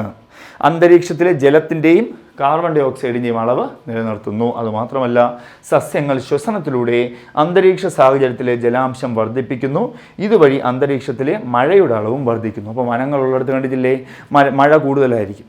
വനം കൂടുതലുള്ള ജില്ലകളിലോ മറ്റു സ്ഥലങ്ങളിലോ മഴയുടെ അളവും കൂടുതൽ കാണുന്നതുകൊണ്ടാണ് അന്തരീക്ഷ വായുവിലെ ജലാംശം വർദ്ധിപ്പിക്കുന്നു. ആ ഒരു പോയിന്റ് കൂടെ ഓർമ്മിച്ചേക്കുക. ഇത് തിയറി ആയതുകൊണ്ട് നിങ്ങൾ പറഞ്ഞു പോകുന്നത് കേട്ടോ. ഇനി പരോക്ഷ നേട്ടങ്ങൾ. അപ്പോൾ പ്രത്യക്ഷമായ നേട്ടങ്ങൾ നമുക്ക് ഡയറക്റ്റ് ആയിട്ട് കിട്ടുന്നത്, അത് നമ്മൾ പഠിച്ചു. ഇനി എന്താണ് വനങ്ങൾ കൊണ്ടുള്ള ഇൻഡയറക്റ്റ് ആയിട്ടുള്ള നേട്ടങ്ങൾ എന്ന് പഠിക്കാം. പരോക്ഷ നേട്ടങ്ങൾ. പരോക്ഷ നേട്ടങ്ങളിൽ വിനോദം വരും, യാത്ര വരും, ടൂറിസം വരും. വിനോദം, യാത്ര, ടൂറിസം ഒരു പോയിന്റാണ്. കണ്ടോ, നമ്മൾ റിസർവ് ചെയ്തതും സംരക്ഷിതവുമായ വനങ്ങളും സങ്കേതങ്ങളും ഇപ്പോൾ വിനോദസഞ്ചാരികളെ ആകർഷിക്കുന്നു. നമ്മൾ ട്രക്കിങ്ങിന് പോകാറുണ്ട് അല്ലേ, ഫോറസ്റ്റ് എല്ലാവർക്കും ഫോറസ്റ്റിൽ പോകാൻ ഭയങ്കര ആവേശമാണ്. ടൂറിസ്റ്റ് കേന്ദ്രമാക്കാൻ ഇതൊരു രാജ്യത്തിൻ്റെ തന്നെ സമ്പദ് വ്യവസ്ഥയ്ക്ക് പല വിധത്തിൽ പ്രയോജനം ചെയ്യുന്നു. കാരണം എന്താ, ടൂറിസം ഒരു വളരെയധികം, നമ്മളിപ്പോൾ വയനാട് ദുരന്തമൊക്കെ ഉണ്ടായി അല്ലേ, വയനാട് ഉരുൾപൊട്ടൽ. അപ്പോൾ ഏറ്റവും കൂടുതൽ ബാധിച്ച ഒരു സ്ഥലം കൂടിയാണ് വയനാടിലെ ഈ ടൂറിസം മേഖല. എല്ലാവർക്കും ഒരു ഭയമാണ്, അവിടെ പോകുമ്പോൾ ഒരു പേടിയാണ്, കാരണം ഇനി അങ്ങനെ സംഭവിക്കുമോ എന്നൊരു പേടിയാണ്. അപ്പോൾ അത് ബാധിച്ചിരിക്കുന്നു അല്ലേ, ഡയറക്റ്റ് ആയിട്ട് അല്ലെങ്കിലും ഇൻഡയറക്റ്റ് ആയിട്ട് അത് ബാധിച്ചിരിക്കുന്നു. അതാണ് ഇവിടെ, കാരണം ഒരുപാട് പേരുടെ ജീവിതമാർഗം കൂടിയാണ് വനം എന്ന് പറയുന്നത്. അതുപോലെ തന്നെ തദ്ദേശീയരായ വ്യക്തികൾക്ക് അവിടെ തന്നെ താമസിക്കുന്ന വ്യക്തികൾക്ക് ഒരുപാട് വ്യവസായങ്ങളുണ്ടാകും. കാരണം ഈ ടൂറിസ്റ്റുകളിലൂടെ ഒരുപാട് സമ്പാദിക്കാൻ സാധിക്കും. കണ്ടോ, വ്യക്തികൾക്ക് അവരുടെ ഉൽപ്പന്നങ്ങൾ വിനോദസഞ്ചാരികൾക്ക് വിൽക്കാനും അവർക്ക് താമസവും ഭക്ഷണവും ഏർപ്പെടുത്താനും അതുവഴി ആവശ്യമായ വരുമാനം നേടുന്നതിനും സാധിക്കുന്നു. കണ്ടോ, അവരുടേതായ രീതിയിലുള്ള ഫ്രൂട്ട്സ് ആയാലും ശരി, അല്ലെങ്കിൽ ഭക്ഷണമായാലും ശരി, എന്തോ ആയിക്കോട്ടെ, ഈ വിനോദസഞ്ചാരികളെ ആകർഷിച്ച് അവർക്ക് ജീവിക്കാൻ സാധിക്കുന്നു. അപ്പോൾ വനങ്ങൾ അതിലൊരു പ്രധാന പങ്ക് വഹിക്കുന്നു. അടുത്തത് മണ്ണൊലിപ്പ് തടയുന്നു. ഇത് നമ്മൾ സ്കൂളിൽ ചെറിയ കാലം തൊട്ടേ പഠിക്കുന്നതാണ്. ചെടികളും മരങ്ങളും എന്ത് ചെയ്യുന്നു, മണ്ണൊലിപ്പ് തടയുന്നു തുടങ്ങി. കണ്ടോ, മരങ്ങളുടെ വേരുകൾ മണ്ണൊലിപ്പ് അല്ലെങ്കിൽ മണ്ണിടിച്ചിൽ എന്നിവ തടയുന്നു. മണ്ണിടിച്ചിൽ നമ്മൾ ഒരുപാട് പേര് പറയാറുണ്ട്, ഇവിടെ മണ്ണിടിച്ചിലുണ്ടാകാൻ കാരണം എന്താണ്, അവിടെ വെട്ടി നശിപ്പിച്ച് റോഡാക്കിയത് കൊണ്ടാണ്, വെട്ടി നശിപ്പിച്ച് വീട് വെച്ചത് കൊണ്ടാണെന്നൊക്കെ പറയാറുണ്ട്. അത് ഒരു വിധത്തിൽ അല്ലെങ്കിൽ മറ്റൊരു വിധത്തിൽ അത് ശരിയായിരിക്കാം. കാരണം എന്താ, ഒരു ബാലൻസിങ് അവിടെ തെറ്റി. കാരണം മണ്ണിനെയൊക്കെ നിലനിർത്തുന്ന ഒരു മരങ്ങളുടെ വേര് കൊണ്ട് പിടിച്ചു നിർത്തുന്നതാണ്. പക്ഷേ മൊത്തത്തിൽ എന്ത് ചെയ്യുന്നു, ആ ബാലൻസിങ് തെറ്റുമ്പോഴാണ് ഈ പ്രകൃതി ദുരന്തങ്ങൾ മറ്റും ഉണ്ടാകുന്നതെന്നുകൂടെ അറിയുക. അതുപോലെ പ്രകൃതി ദുരന്തങ്ങളിൽ നിന്നുമുള്ള സംരക്ഷണം അല്ലേ, കണ്ടോ, നിരവധി പ്രകൃതി ദുരന്തങ്ങളിൽ നിന്നുള്ള ഒരു പ്രദേശത്തിൻ്റെ സ്വാഭാവിക സംരക്ഷണമാണ് വനമേഖല. അതിൽ പ്രധാനമാണ് സുന്ദർബൻസ്. ബംഗ്ലാദേശിലെ സുന്ദർബൻസ് കണ്ടൽക്കാടുകൾ ക്രൂരമായി നശിപ്പിക്കുന്നത് ആ രാജ്യത്ത് ചുഴലിക്കാറ്റ് ദുരന്തങ്ങൾ ആവർത്തി. അപ്പോൾ കണ്ടെത്തിയതാണ് അവിടെ ഈ സുന്ദർബൻസിൻ്റെ കണ്ടൽക്കാടുകൾ നശിപ്പിക്കുന്നത് കാരണം, ഈ കണ്ടൽക്കാട് പ്രധാനപ്പെട്ട കാരണം വെച്ചാൽ അതിൻ്റെ വേരുകളാണ്. അപ്പോൾ അത് നശിപ്പിക്കുന്ന കാരണം അവിടെ ഒരുപാട് പ്രകൃതി ദുരന്തങ്ങൾ ഉണ്ടായി എന്ന് പറയുന്നു. അതുപോലെ തന്നെ മരുഭൂമീകരണം തടയുന്നു. മരുഭൂമീകരണം എന്ന് പറഞ്ഞാൽ എന്താണ്, വനമേഖലയുടെ ആസൂത്രിതമായ വികസനം മരുഭൂമിയുടെ വർധനവ് തടയുന്നതിനും തരിശായ മരുഭൂമിയാക്കി മാറ്റുന്നതിനും സഹായിക്കുന്നു. അപ്പോൾ നമ്മൾ മരുഭൂമി എന്ന് പറഞ്ഞാൽ എന്താണ്, ഒന്നും വളരാത്ത, ജലത്തിൻ്റെ സാന്നിധ്യമില്ലാത്ത സ്ഥലമാണ് മരുഭൂമി. അപ്പോൾ അങ്ങനെ ആകാതിരിക്കണം, അതാണല്ലോ നമ്മുടെ ലക്ഷ്യം. കണ്ടോ, വനമേഖലയുടെ ആസൂത്രിതമായ വികസനം, അത് വികസിച്ചാൽ എന്ത് സംഭവിക്കും, മരുഭൂമിയുടെ വർധനവ് തടയുന്നതിന്, മരുഭൂമി വർദ്ധിക്കാതെ അത് തടയണം. കാരണം എന്താ, മരങ്ങൾ കുറയുമ്പോൾ അത് മരുഭൂമിയായിട്ട് മാറും. അതാണ് പറഞ്ഞത്, തടയുന്നതിനും തരിശായ മരുഭൂമിയാക്കി മാറ്റുന്നതിനും സഹായിക്കുന്നു എന്നറിയുക. അതുപോലെ തന്നെ ജൈവ വൈവിധ്യവും ജനിതക വിഭവങ്ങളും നിലനിർത്താൻ വനങ്ങൾ സഹായിക്കുന്നു. ജൈവ വൈവിധ്യം നമ്മൾ നേരത്തെ പഠിച്ചതാണ്, ബയോഡൈവേഴ്സിറ്റി എന്ന് പറഞ്ഞാൽ എല്ലാ ജീവജാലങ്ങളുടെയും ഒരു സന്തുലിതാവസ്ഥ. നമ്മളതൊരു ടോപ്പിക്കായിട്ട് തന്നെ പഠിക്കുന്നതുകൊണ്ടാണ് ഞാനിവിടെ ബയോഡൈവേഴ്സിറ്റിയെക്കുറിച്ച് പറയാത്തത്. ഓക്കെ, അടുത്തിലേക്ക് പോകുന്നു. ഇനി വനങ്ങളെക്കുറിച്ചാണ്. ഇന്ത്യയിലെയും കേരളത്തിലെയും വനങ്ങളെക്കുറിച്ചാണ് നമ്മൾ അടുത്ത് പഠിക്കുന്നത്. ശ്രദ്ധിക്കാം. ഇന്ത്യയിലെ വനങ്ങൾ, അതിൽ പ്രധാനമാണ് പരിസ്ഥിതിക്കനുയോജ്യമായി ഒരു പ്രദേശത്ത് ആവിർഭവിച്ച സസ്യജാലങ്ങളെയാണ് എന്ത് പറയുന്നത്, നൈസർഗിക സസ്യജാലങ്ങൾ എന്ന് പറയുന്നത്. അപ്പോൾ ആ പരിസ്ഥിതിക്കനുസരിച്ച് നമുക്കറിയാമല്ലോ, ഓരോ സ്ഥലങ്ങളിൽ ഓരോ തരം ചെടികൾ വളരും. എല്ലായിടത്തും എല്ലാ ചെടികളും വളരാറില്ല. അല്ലേ? അറിയാമല്ലോ, അത് നമുക്ക് ഇങ്ങോട്ട് പഠിക്കാം. കണ്ടോ? അപ്പോൾ അതൊക്കെ എന്ത്? അപ്പം നൈസർഗിക സസ്യജാലങ്ങൾ എന്നാൽ എന്ത് എന്ന് ചോദിച്ചാൽ നിങ്ങൾ ഉത്തരം പറയണം. പരിസ്ഥിതിക്കനുയോജ്യമായി, എന്താണ്? പരിസ്ഥിതിക്കനുയോജ്യമായി ഒരു പ്രദേശത്ത് ആവിർഭവിച്ച സസ്യജാലങ്ങളാണ് ആ പ്രദേശത്തെ നൈസർഗിക സസ്യജാലങ്ങൾ എന്ന് പറഞ്ഞാൽ ചില പ്രദേശങ്ങളിൽ മാത്രമേ അത് വളരുള്ളൂ. അതിൽ നൈസർഗിക സസ്യജാലങ്ങളുടെ വിതരണത്തെ സ്വാധീനിക്കുന്ന ഘടകങ്ങൾ ഏതൊക്കെയാണ്? ഭൂപ്രകൃതി, അല്ലേ? അതുപോലെ തന്നെ കാലാവസ്ഥ, അതുപോലെ തന്നെ മഴയുടെ അളവ്, അതുപോലെ മണ്ണ്. ഇതിൻ്റെ അടിസ്ഥാനത്തിലാണ് ഓരോ സ്ഥലങ്ങളിലും ഓരോ തരം സസ്യങ്ങൾ വളരുന്നത്. അപ്പോൾ ഇത് പ്രധാനപ്പെട്ട ഒരു ക്വസ്റ്റ്യൻ ആണ്. നൈസർഗിക സസ്യജാലങ്ങളുടെ വിതരണത്തെ സ്വാധീനിക്കുന്ന ഘടകങ്ങൾ നിങ്ങൾ പറയണം, എണ്ണി പറയണം. 1 ഭൂപ്രകൃതി, പറഞ്ഞോ? ആൻസറാണ്, നിങ്ങൾക്കുള്ളൊരു ആൻസറാണ് ഭൂപ്രകൃതി. 2 കാലാവസ്ഥ, 3 മഴയുടെ അളവ്, 4 മണ്ണ്. സെറ്റാണോ? സെറ്റാണോ? ഇതൊരു മാർക്കാണ്, ഓർത്തു വെച്ചോളൂ. നമ്മൾ ഈ പഠിപ്പിക്കുന്ന ക്ലാസ്സിൽ നിന്ന് തന്നെ നിങ്ങൾക്ക് മാർക്ക് കിട്ടും. അത് മൈ മെന്റർ PSCയുടെ ഒരു ഭാഗ്യമാണ്.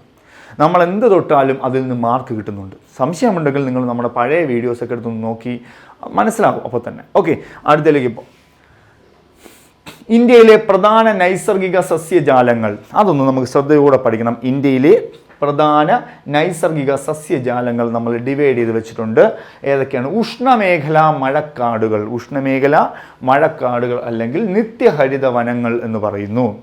അതുപോലെ തന്നെ ഉഷ്ണമേഖല ഇലപൊഴിയും കാടുകൾ, ഉഷ്ണമേഖല ഇലപൊഴിയും കാടുകൾ.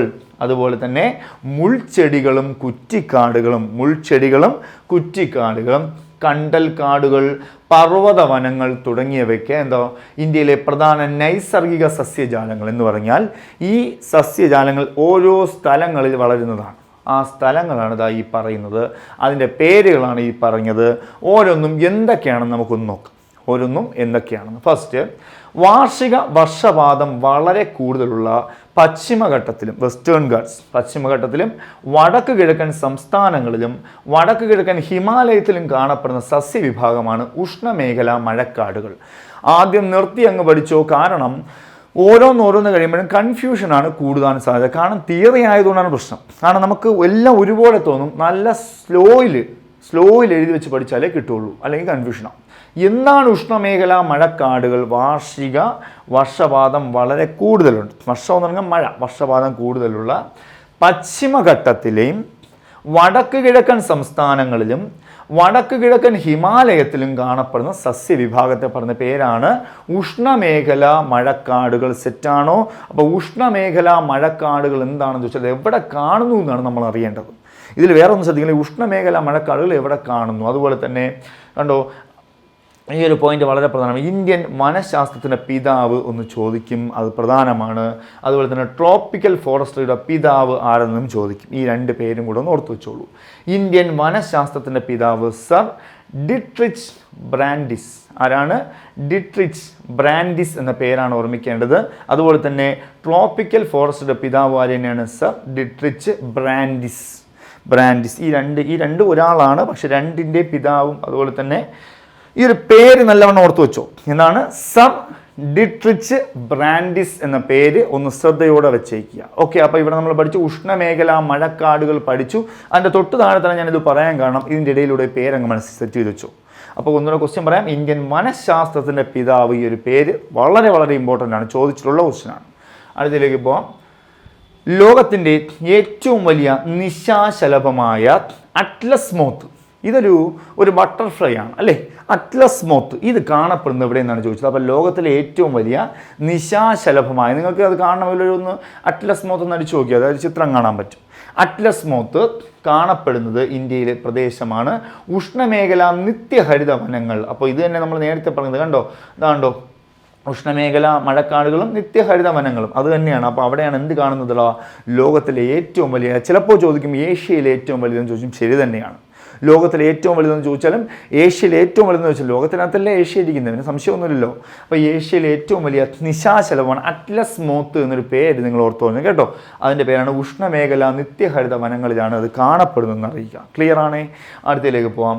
കാലികമായി മാത്രം മഴ ലഭിക്കുന്ന പ്രദേശങ്ങളിൽ കാണപ്പെടുന്ന സസ്യജാലങ്ങളാണ് ഉഷ്ണമേഖല ഇലപൊഴിയും കാടുകൾ.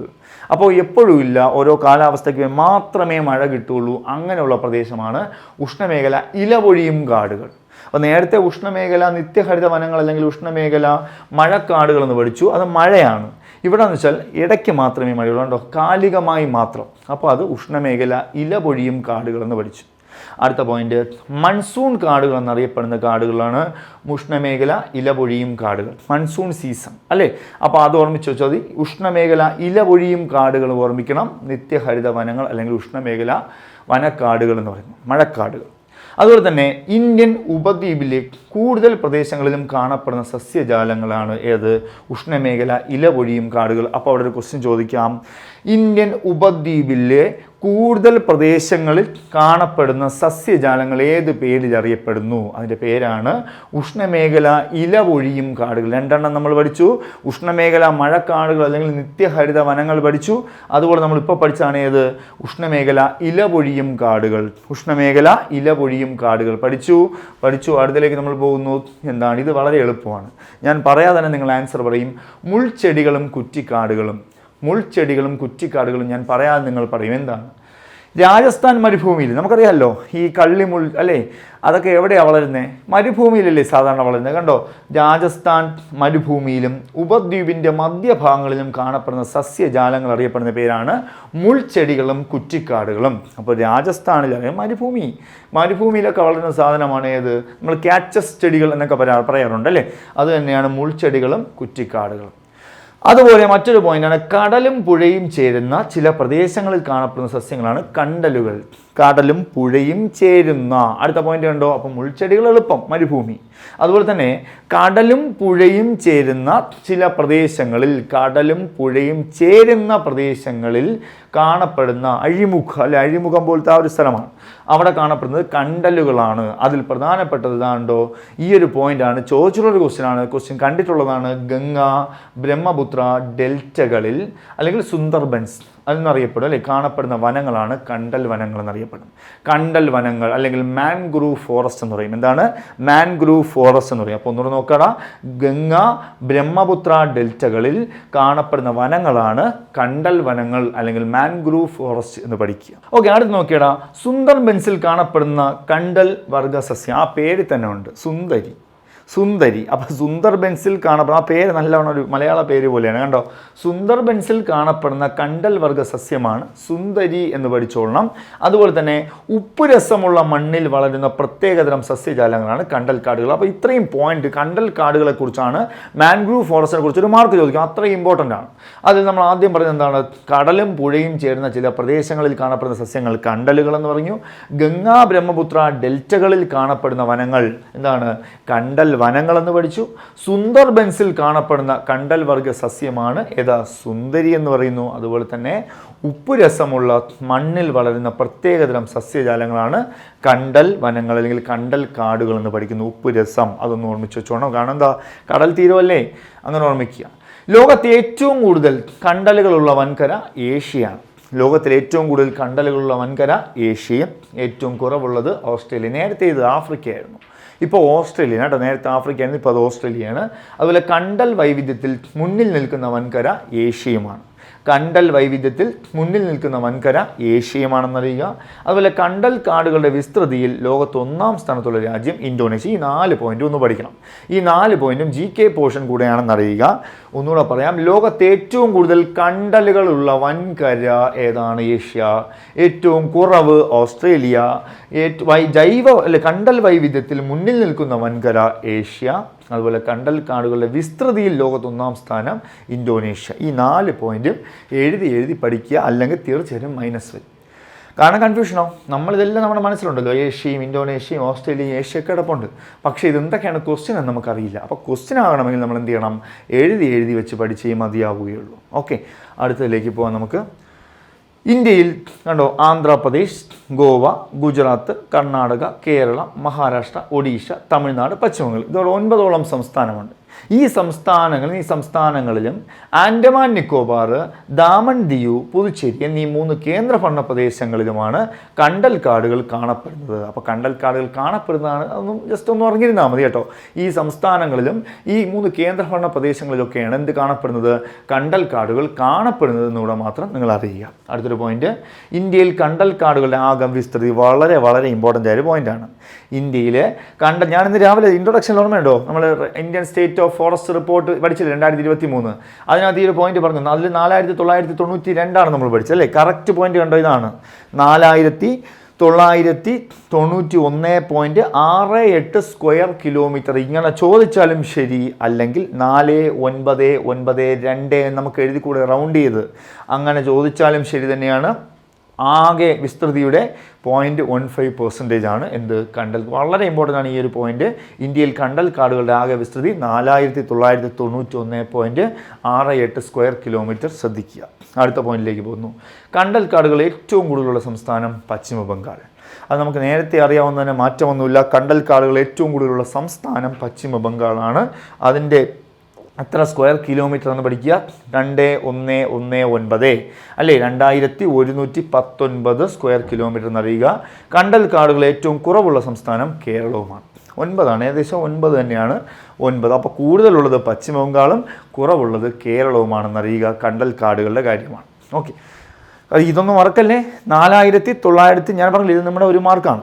എക്സാം കഴിഞ്ഞിട്ട് നിങ്ങൾ ഇവിടെ വരും, എന്താണ് ഇത് ചോദിച്ചു എന്ന് പറഞ്ഞു, അതുകൊണ്ടാണ് പറയുന്നത് 4991.68. ഇനി ദക്ഷിണേന്ത്യയിൽ ഓരോന്നായിട്ട് പഠിക്കാം. ദക്ഷിണേന്ത്യയിൽ ഏറ്റവും കൂടുതൽ കണ്ടൽക്കാടുള്ള സംസ്ഥാനം ആന്ധ്രാപ്രദേശ്. അപ്പോൾ ദക്ഷിണേന്ത്യയിൽ നോക്കിയാൽ ഏറ്റവും കൂടുതലുള്ള ആന്ധ്രാപ്രദേശ്, അല്ലാതെ നോക്കിയാൽ വെസ്റ്റ് ബംഗാളാണ്. ദക്ഷിണേന്ത്യയിൽ ചോദിച്ചാൽ അത് ആന്ധ്രാപ്രദേശാണ്. കണ്ടോ 421. കേന്ദ്രഭരണ പ്രദേശങ്ങളിൽ ഏറ്റവും കൂടുതൽ കണ്ടൽക്കാടുള്ളത് ആൻഡമാൻ നിക്കോബാറിലാണ്. കേന്ദ്രഭരണ പ്രദേശങ്ങളിൽ ഏറ്റവും കൂടുതൽ കണ്ടൽക്കാടുള്ളത് ആൻഡമാൻ നിക്കോബാറും. അതുപോലെ കേന്ദ്രഭരണ പ്രദേശങ്ങളിൽ ഏറ്റവും കുറവുള്ളത് പുതുച്ചേരിയിൽ തന്നെയാണ്. നേരത്തെ 2 ആയിരുന്നു, ഇപ്പോൾ അത് 3.83 കേട്ടോ. കണ്ടോ ISFR റിപ്പോർട്ട് പ്രകാരമാണ് കേട്ടോ. ISFR 2023 റിപ്പോർട്ട് പ്രകാരമാണ്. അതുപോലെ നദീമുഖങ്ങളിലും സമുദ്രതീരങ്ങളിലും കരയിടിച്ചിലിനെ ചെറുക്കാൻ ആര് സഹായിക്കുന്നു, കണ്ടൽക്കാട്. ഞാൻ ആദ്യമേ പറഞ്ഞു തന്നു, ഈ മണ്ണിടിച്ചിലിനെ സഹായിക്കാൻ ഈ കണ്ടൽക്കാടുകൾ, അതിൻ്റെ വേരുകൾ സഹായിക്കുന്നു. മനസ്സിലായി, കരയിടിച്ചിലിന്, മണ്ണിടിച്ചിലല്ല, ഇപ്പോൾ കരയിടിങ്ങിന് പോലും സമുദ്രതീരങ്ങളിലൊക്കെ സമുദ്രം കയറി കരയിടിങ്ങിണിങ്ങി പോകാൻ സാധ്യതയുണ്ട്. നദീമുഖങ്ങളിൽ കരയിടിഞ്ഞ് പോകാൻ സാധ്യതയുണ്ട്. അപ്പോൾ ഈ കണ്ടൽക്കാടുകൾ അവിടെയല്ലേ കാണപ്പെടുന്നത്. ഇതിൻ്റെ ഉപയോഗം കാരണം എന്ത് ചെയ്യാം, ഇതിനെ സഹായിക്കുന്നു, തടയാൻ സഹായിക്കുന്നു അറിയുക. അതുപോലെ കണ്ടൽക്കാടുകളുടെ വേരുപടലങ്ങൾ നിരവധി മത്സ്യ ഇനങ്ങളുടെ പ്രജനന കേന്ദ്രങ്ങളാണ്. അപ്പോൾ ഇവിടെ നദീമുഖങ്ങളിൽ അവിടെ കാണുന്ന വേരുകളില്ലേ, പ്രജനന കേന്ദ്രം. ഈ മത്സ്യങ്ങളൊക്കെ അവിടെ ഇരുന്ന് മുട്ട ഇടാറുണ്ട് അല്ലേ, അതിൻ്റെ ഒരു സഹായമാണ്, ഒരു തടസ്സം അല്ലേ. നമുക്കറിയാം, നമ്മളിപ്പോൾ മീനൊക്കെ പിടിക്കാൻ പോയിട്ടുണ്ടോ നിങ്ങൾ കുട്ടിക്കാലത്ത്. അപ്പോൾ മീനൊക്കെ ഇരിക്കുന്ന എവിടെയായിരിക്കും, സാറിന് വേരിൻ്റെ അടിയിലൊക്കെ ആയിരിക്കും, കണ്ടിട്ടുണ്ടോ. അപ്പോൾ അത് ഓർമ്മിക്കുക. അതുപോലെ തന്നെ ഇന്ത്യയിൽ ആദ്യമായി കണ്ടൽക്കാടുകളെ റിസർവ് വനമായി പ്രഖ്യാപിക്കാൻ തീരുമാനിച്ച സംസ്ഥാനം മഹാരാഷ്ട്ര എന്നുകൂടെ അറിയുക. അപ്പോൾ ഇന്ത്യയിൽ ആദ്യമായി കണ്ടൽക്കാടുകളെ റിസർവ് വനമായി പ്രഖ്യാപിക്കാൻ തീരുമാനിച്ച സംസ്ഥാനം ഏതാണ്, മഹാരാഷ്ട്ര എന്നറിയുക. വളരെ ഇമ്പോർട്ടൻ്റ് ആണ് മഹാരാഷ്ട്ര. അതുപോലെ തന്നെ ഉയരം കൂടിയ പ്രദേശങ്ങളിൽ കാണപ്പെടുന്ന സ്തൂപിക എന്ന് പറഞ്ഞാൽ നമുക്കറിയാമല്ലോ, നമ്മൾ വൃത്തസ്തൂപിക എന്നൊക്കെ പഠിച്ചിട്ടില്ലേ, ഈ കോണ് പോലെയൊക്കെ, അതിൻ്റെ അഗ്രമൊക്കെ സ്തൂപിക പോലെ, അതാണ് സ്തൂപികാഗ്ര വൃക്ഷങ്ങളും അതിശൈത്യമുള്ള പർവ്വതങ്ങളിലെ പായൽ വർഗ സസ്യങ്ങളും ഉൾപ്പെടുന്ന സസ്യജാലങ്ങളാണ് പർവ്വതവനങ്ങൾ. അപ്പോൾ അതിലെ ലാസ്റ്റ് പോയിന്റാണ് പർവ്വതവനങ്ങൾ. അപ്പോൾ നമ്മൾ അതിലേക്ക് എത്തി. പർവ്വതവനങ്ങൾ എന്ന് പറഞ്ഞാൽ എന്താണ്, ഈ ഉയരം കൂടിയ ഭാഗങ്ങളിൽ കാണപ്പെടുന്ന സ്തൂപികാഗ്ര വൃക്ഷങ്ങളും അതുപോലെ തന്നെ അതിശൈത്യമുള്ള പർവ്വതങ്ങളിലെ പായൽ വർഗ സസ്യങ്ങളും ഉൾപ്പെടുന്നതാണ് പർവ്വതവനങ്ങൾ എന്നറിയപ്പെടുന്നത്. നമ്മൾ ഈ പർവ്വതങ്ങളുടെ പടമൊക്കെ കാണുമ്പം ഇങ്ങനെ പച്ചപ്പ് പോലെ കാണില്ലേ, അത് തന്നെയാണ് പർവ്വതങ്ങളിലൊക്കെ വളരുന്നതാണ് പർവ്വതവനങ്ങൾ. അപ്പോൾ ഇത്രയുമാണ് ഈ വനങ്ങളുമായി ബന്ധപ്പെട്ട് അതിൻ്റെ ഡിവിഷൻ നമ്മൾ പഠിച്ചത്. ഇനി കേരളത്തിലെ വനങ്ങളിലേക്ക് പോകാം. അപ്പോൾ ഇന്ത്യയിലെ വനങ്ങൾ പഠിച്ചു, അത് കൺഫ്യൂഷൻ ആകരുത്. അതിലാണ് കണ്ടൽ വനങ്ങളും അല്ലേ, അതുപോലെ തന്നെ മഴക്കാടുകളും, ഇപ്പോൾ പഠിച്ച പർവ്വതവനങ്ങളും തുടങ്ങിയവയൊക്കെ നമ്മൾ പഠിച്ചു കഴിഞ്ഞു. ഇനി നമ്മൾ കേരളത്തിലേക്ക് വരുന്നു. എന്താണ് കേരളത്തിലെ വനങ്ങൾ. ഇത് കുറച്ചുകൂടെ ടഫായിട്ടൊക്കെ തോന്നുമെങ്കിലും വളരെ സമാധാനത്തോടെ ഒന്ന് പഠിക്കുക. കേരളത്തിലെ വനങ്ങൾ എന്തൊക്കെയാണ്, ഉഷ്ണമേഖല ആർദ്ര നിത്യഹരിത വനങ്ങൾ. അപ്പോൾ ഉഷ്ണമേഖല ആർദ്ര നിത്യഹരിത വനങ്ങൾ എന്നാണ്, അല്ലെങ്കിൽ വെറ്റ് എവർഗ്രീൻ ഫോറസ്റ്റ് എന്ന് പറയും. ഇതിനെ ഒറ്റ വാക്കിൽ പറഞ്ഞാൽ മഴക്കാടുകളാണ് ഈ വനങ്ങൾ. ഈ വനങ്ങൾ മഴക്കാടുകളാണ്. നമ്മൾ നേരത്തെ പഠിച്ച മഴക്കാടുകൾ തന്നെയാണ്. അതിനെ കേരളത്തിലൂടെ വരുമ്പോൾ ഉഷ്ണമേഖല ആർദ്ര നിത്യഹരിത വനങ്ങൾ എന്ന് പറയുന്നു. ഇത് മഴക്കാടുകളാണ്. അതുപോലെ തന്നെ ഉഷ്ണമേഖല ആർദ്ര നിത്യഹരിത വനങ്ങൾക്ക് ഉദാഹരണമാണ് സൈലന്റ് വാലിയും പൂയംകുട്ടിയും അറിയുക. അപ്പോൾ ഇതിന് ഉദാഹരണമാണ്. അപ്പോൾ വെറ്റ് എവർഗ്രീൻ ഫോറസ്റ്റിന് ഉദാഹരണമാണ് സൈലന്റ് വാലിയും പൂയംകുട്ടിയും എന്നറിയുക. അതുപോലെ തന്നെ കേരളത്തിൽ നിത്യഹരിത വനങ്ങൾ അല്ലെങ്കിൽ മഴക്കാടുകൾ കാണപ്പെടുന്ന പ്രദേശമാണ് പശ്ചിമഘട്ട മലനിരകൾ, വെസ്റ്റേൺ ഗാർഡ്സ് പഠിക്കുക. അപ്പോൾ ഈ 3 പോയിന്റ് നമുക്ക് നോക്കാമോ? അപ്പോൾ എഴുതി വെച്ച് പഠിച്ചോ.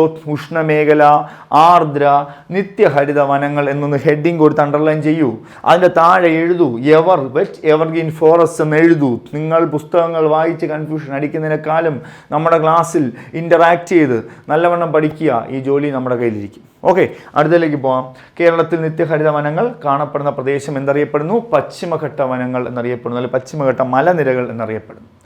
അതുപോലെ തന്നെ കേരളത്തിലെ നിത്യഹരിത വനത്തിന് ഉദാഹരണമായ സംരക്ഷണ കേന്ദ്രമാണ് സൈലന്റ് വാലി. വളരെ വളരെ ഇമ്പോർട്ടൻ്റ് പോയിന്റാണ് സൈലന്റ് വാലി. അപ്പോൾ സൈലന്റ് വാലി കണ്ടോടാ, കേരളത്തിലെ നിത്യഹരിത വനത്തിന് ഉദാഹരണമായ സംരക്ഷണ കേന്ദ്രമാണ്. ഏതാണ്? സൈലന്റ് വാലി എന്നറിയുക. ഈ 4 പോയിന്റും നല്ലവണ്ണം പഠിച്ചോളൂ. മഴക്കാടുകൾ എന്ന് പഠിക്കണം, ഉഷ്ണമേഖല ആർദ്ര നിത്യഹരിത വനങ്ങൾക്ക് ഉദാഹരണം പഠിച്ചു, അതിലുള്ള റിസർവ് ചോദിച്ചു കഴിഞ്ഞാൽ അത് സൈലന്റ് വാലി എന്നും പഠിക്കുക. അടുത്തലേക്ക് വരുന്നു ഉഷ്ണമേഖല ഉപോഷ്ണമേഖല അർദ്ധ നിത്യഹരിത, അർദ്ധം അല്ലെങ്കിൽ സെമി. അപ്പോൾ ഉപോഷ്ണമേഖല അർദ്ധ നിത്യഹരിത വനങ്ങൾ. പേര് തെറ്റരുത്. നേരത്തെ പഠിച്ചത് കണ്ടോ, ഇതാ കണ്ടോ ഉഷ്ണമേഖല. ഇവിടെ എന്താ പഠിച്ചേ? ഉപോഷ്ണമേഖല, മോയിസ്റ്റ് ഡെസിഡസ് ഫോറസ്റ്റ് അല്ലെങ്കിൽ ട്രോപ്പിക്കൽ ഡെസിഡസ് ഫോറസ്റ്റ് എന്ന് പറയും. അവിടെ എന്തൊക്കെയാണ്? സാമ്പത്തിക പ്രാധാന്യമുള്ള മൺസൂൺ വനങ്ങളാണിവ. അപ്പോൾ ആദ്യത്തെ പോയിന്റ്, ഈ പോയിന്റുകളാണ് നിങ്ങൾക്ക് സ്റ്റേറ്റ്മെൻ്റ് ആയിട്ട് വരുന്നത് കേട്ടോ. അപ്പോൾ ഇത് നിങ്ങൾ കൂടുതലൊന്നും പറയാനില്ല. ഈ പോയിന്റുകൾ നിങ്ങൾ എടുത്തു വെച്ച് എന്ത് ചെയ്യണം? പഠിച്ചേ പറ്റുള്ളൂ. വേറെ ഒരു വഴി ഇവിടെ ഇല്ല. കാരണം താഴെ തന്നിരിക്കുന്ന പ്രസ്താവനകളിൽ തെറ്റായ പ്രസ്താവന ഏതെന്ന് ചോദിക്കാം. അതിൽ ഈ പോയിന്റ് തന്നിട്ട് ഇത് ഏതെന്ന് ആൻസർ ചോദിക്കും. വേറെ ഒന്നും ചെയ്യാനില്ല. നിങ്ങളിത് നന്നായിട്ടിരുന്ന് പഠിക്കുക, റിപ്പീറ്റ് ചെയ്ത് പഠിക്കുക. ടൈമുണ്ട് നമുക്ക്. ഓക്കെ, അപ്പം പെട്ടെന്ന് ഞാൻ പറഞ്ഞത് പെട്ടെന്ന് കോഴ്സിലേക്ക് ജോയിൻ ചെയ്യുക, പഠിച്ചു തുടങ്ങുക. അല്ല, പരീക്ഷ വരുമ്പോൾ ഒരാഴ്ച കഴിഞ്ഞിട്ടല്ല ജോയിൻ ചെയ്യേണ്ടത്. എത്രയും പെട്ടെന്ന് കോഴ്സിൽ ജോയിൻ ചെയ്യുക, പഠിക്കുക. ഓക്കെ, അപ്പോൾ സാമ്പത്തിക പ്രാധാന്യമുള്ള മൺസൂൺ വനങ്ങളാണ് ഇവ എന്ന് പറഞ്ഞു. അടുത്ത് ഇലപൊഴിയും മരങ്ങളാണ് ഇവിടെ വളരുന്നത്. അപ്പോൾ ഇവിടെ വളരുന്ന മരങ്ങൾ, ഇലപൊഴിയും മരങ്ങൾ കാണപ്പെടുന്നത് എവിടെയെന്ന് ചോദിച്ചാൽ എവിടെയാണ്? ഉപോഷ്ണ ആർദ്ര ഇലപൊഴിയും വനങ്ങൾ. അതുപോലെ തന്നെ ഇവയെ മൺസൂൺ വനങ്ങൾ എന്നും വിളിക്കുന്നു. അപ്പോൾ എത്ര പോയിന്റ് എന്ന് നോക്കിയിടാ. സാമ്പത്തിക പ്രാധാന്യമുണ്ടെന്ന് പറഞ്ഞു, ഇലപൊഴിയും മരങ്ങൾ കാണപ്പെടുന്നു എന്ന് പറഞ്ഞു. അതുപോലെ ഇതിനെ മറ്റൊരു പേര് പറയുന്നു മൺസൂൺ വനങ്ങൾ എന്ന പേരൂടെ പറയുന്നു. മൺസൂൺ വനങ്ങൾ എന്ന പേരൂടെ പറയുന്നു. അതുപോലെ തന്നെ കേരളത്തിൽ ഏറ്റവും കൂടുതൽ കാണപ്പെടുന്ന വനങ്ങളാണ് മൺസൂൺ വനങ്ങൾ അഥവാ ഉപോഷ്ണ ആർദ്ര ഇലപൊഴിയും കാടുകൾ. ഓർത്ത് വെച്ചോ ഈ പോയിന്റ് വളരെ പ്രധാനമാണ്. കേരളത്തിൽ ഏറ്റവും കൂടുതൽ കാണപ്പെടുന്ന വനങ്ങൾ ഏതെന്ന് ചോദിക്കൂടാ. കേരളത്തിൽ ഏറ്റവും കൂടുതൽ കാണപ്പെടുന്ന വനങ്ങൾ ഏതെന്ന് ചോദിച്ചാൽ ഏതാണ്? മൺസൂൺ വനങ്ങൾ അഥവാ ഉപോഷ്ണ ആർദ്ര ഇലപൊഴിയും കാടുകൾ എന്നൊരു പോയിന്റ് നിങ്ങൾ ശ്രദ്ധിക്കണോടാ. അടുത്ത പോയിന്റിലേക്ക് പോകുന്നു. ഈ മേഖലയിൽ കാണപ്പെടുന്ന പ്രധാന വൃക്ഷങ്ങൾ ഏതൊക്കെയെന്ന് ചോദിക്കും. അപ്പോൾ വളരെ ഇമ്പോർട്ടൻ്റ് ആയ ക്വസ്റ്റ്യൻ ആണ്.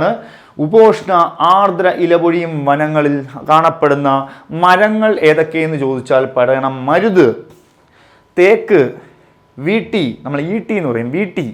അതുപോലെ തന്നെ മുള. അപ്പോൾ മരുത്, തേക്ക്, ഈട്ടി, മുള തുടങ്ങിയവ മരത്തിൽ നിന്ന് ക്വസ്റ്റ്യൻ ഒരുപാട് വന്നിട്ടുണ്ട്. പ്രീവിയസ് ക്വസ്റ്റ്യനൊക്കെ നമ്മൾ വരും കേട്ടോ. പ്രീവിയസ് ക്വസ്റ്റ്യൻ അതിൻ്റെ എക്സ്പ്ലനേഷനായിട്ടൊക്കെ നമ്മൾ ഉടനെ വരും. അതാണ് നമ്മുടെ എക്സ്പ്ലനേഷൻ ക്ലാസ്സാണ് നിങ്ങൾക്ക് ഏറ്റവും കൂടുതൽ ഇഷ്ടമെന്നറിയാം. എന്നാൽ നമ്മുടെ കണ്ടന്റ് കൂടെ തന്നിട്ട് നിങ്ങൾക്ക് ഇടയ്ക്കിടയ്ക്ക് നമ്മൾ ക്വസ്റ്റ്യൻ വർക്കൗട്ടോടെ തരും. നിങ്ങൾക്കുള്ള മാർക്ക് നമ്മുടെ കയ്യിലുണ്ട്. ഓക്കെ, അടുത്തതിലേക്ക് ഇപ്പോൾ അടുത്ത് ഉപോഷ്ണ മേഖല അർദ്ധ നിത്യഹരിത വനങ്ങൾ. ഓരോന്നായിട്ട് കൺഫ്യൂഷൻ ആകില്ല കേട്ടോ. ഇവിടെ എന്തായിരുന്നു? ആർദ്ര ഇലപൊഴിയും വനങ്ങളാണ്. അടുത്ത് നമ്മളിവിടെ പഠിച്ചത് ഉപോഷ്ണ മേഖല അർദ്ധ നിത്യഹരിത വനങ്ങൾ, സെമി എവർഗ്രീൻ ഫോറസ്റ്റ്.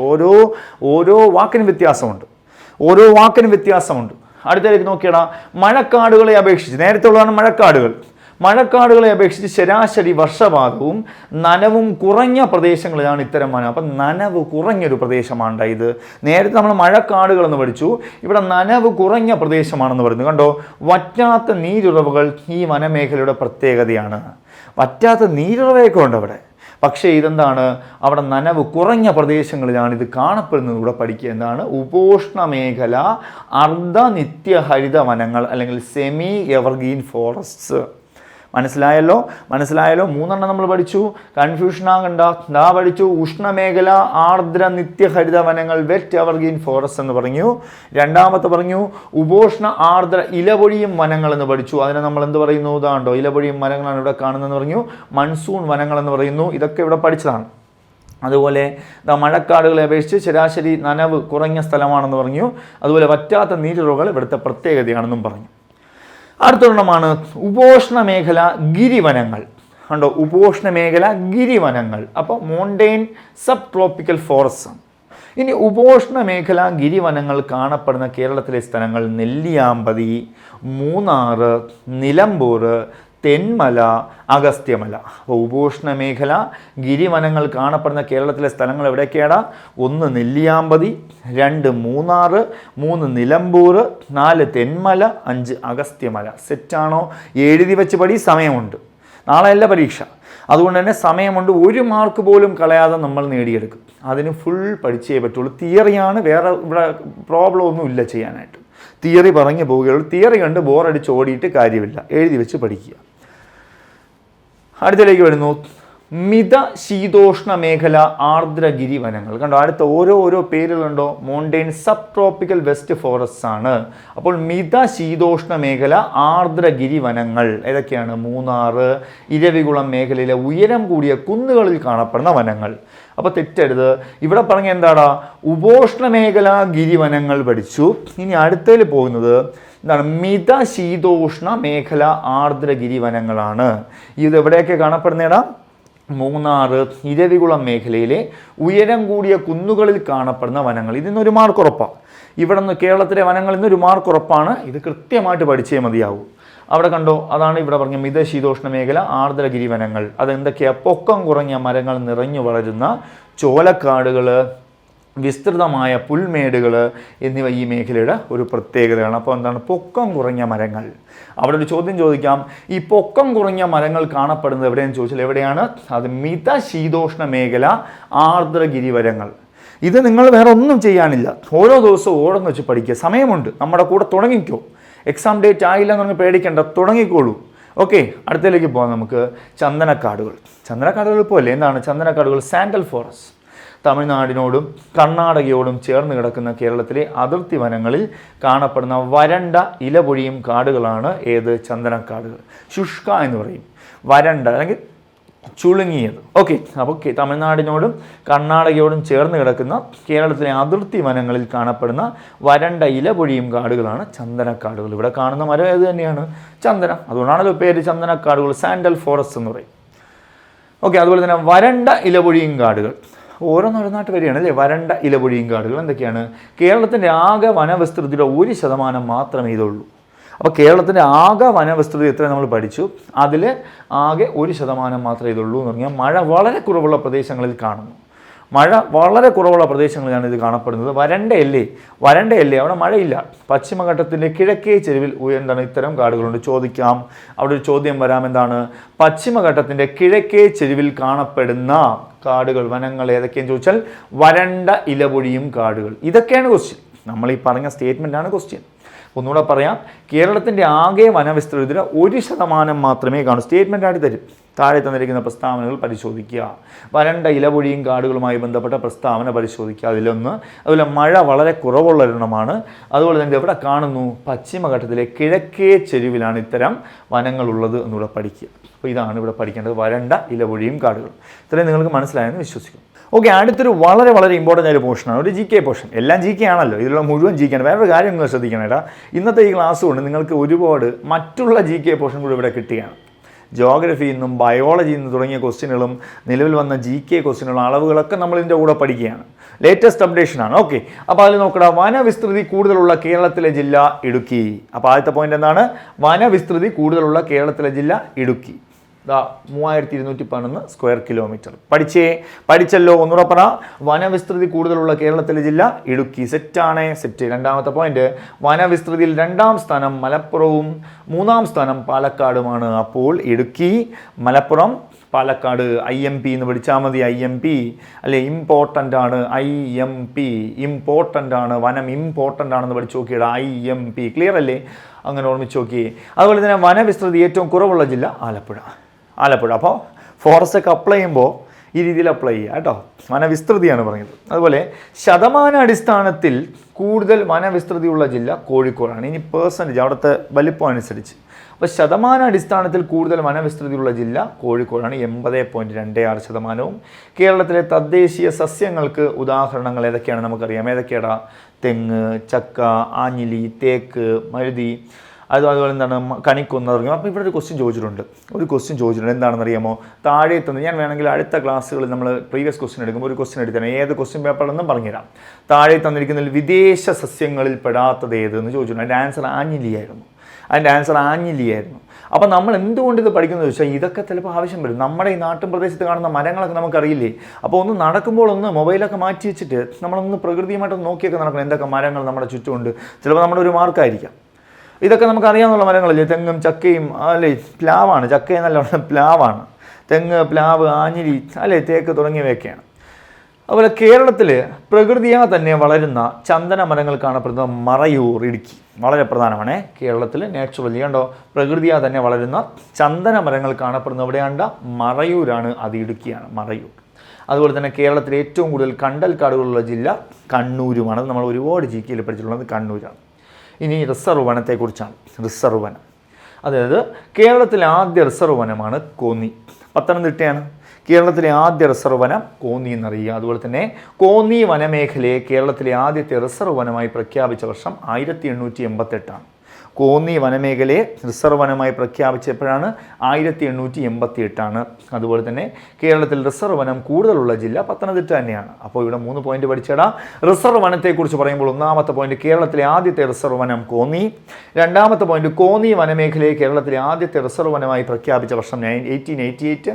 അതുപോലെ തന്നെ കേരളത്തിൽ റിസർവ് വനം കൂടുതലുള്ള ജില്ല പത്തനംതിട്ടയാണെന്ന് അറിയുക. ക്ലിയർ? അതുപോലെ തന്നെ കേരളത്തിലെ ഏറ്റവും കുറവ് റിസർവ് വനം അത് ആലപ്പുഴ തന്നെയാണ്. നമ്മൾ നേരത്തെ പഠിച്ച പോലെ തന്നെ ആലപ്പുഴ തന്നെയാണ്. ആലപ്പുഴ ജില്ലയിലെ ആദ്യ റിസർവ് വനമാണ് വീയപുരം.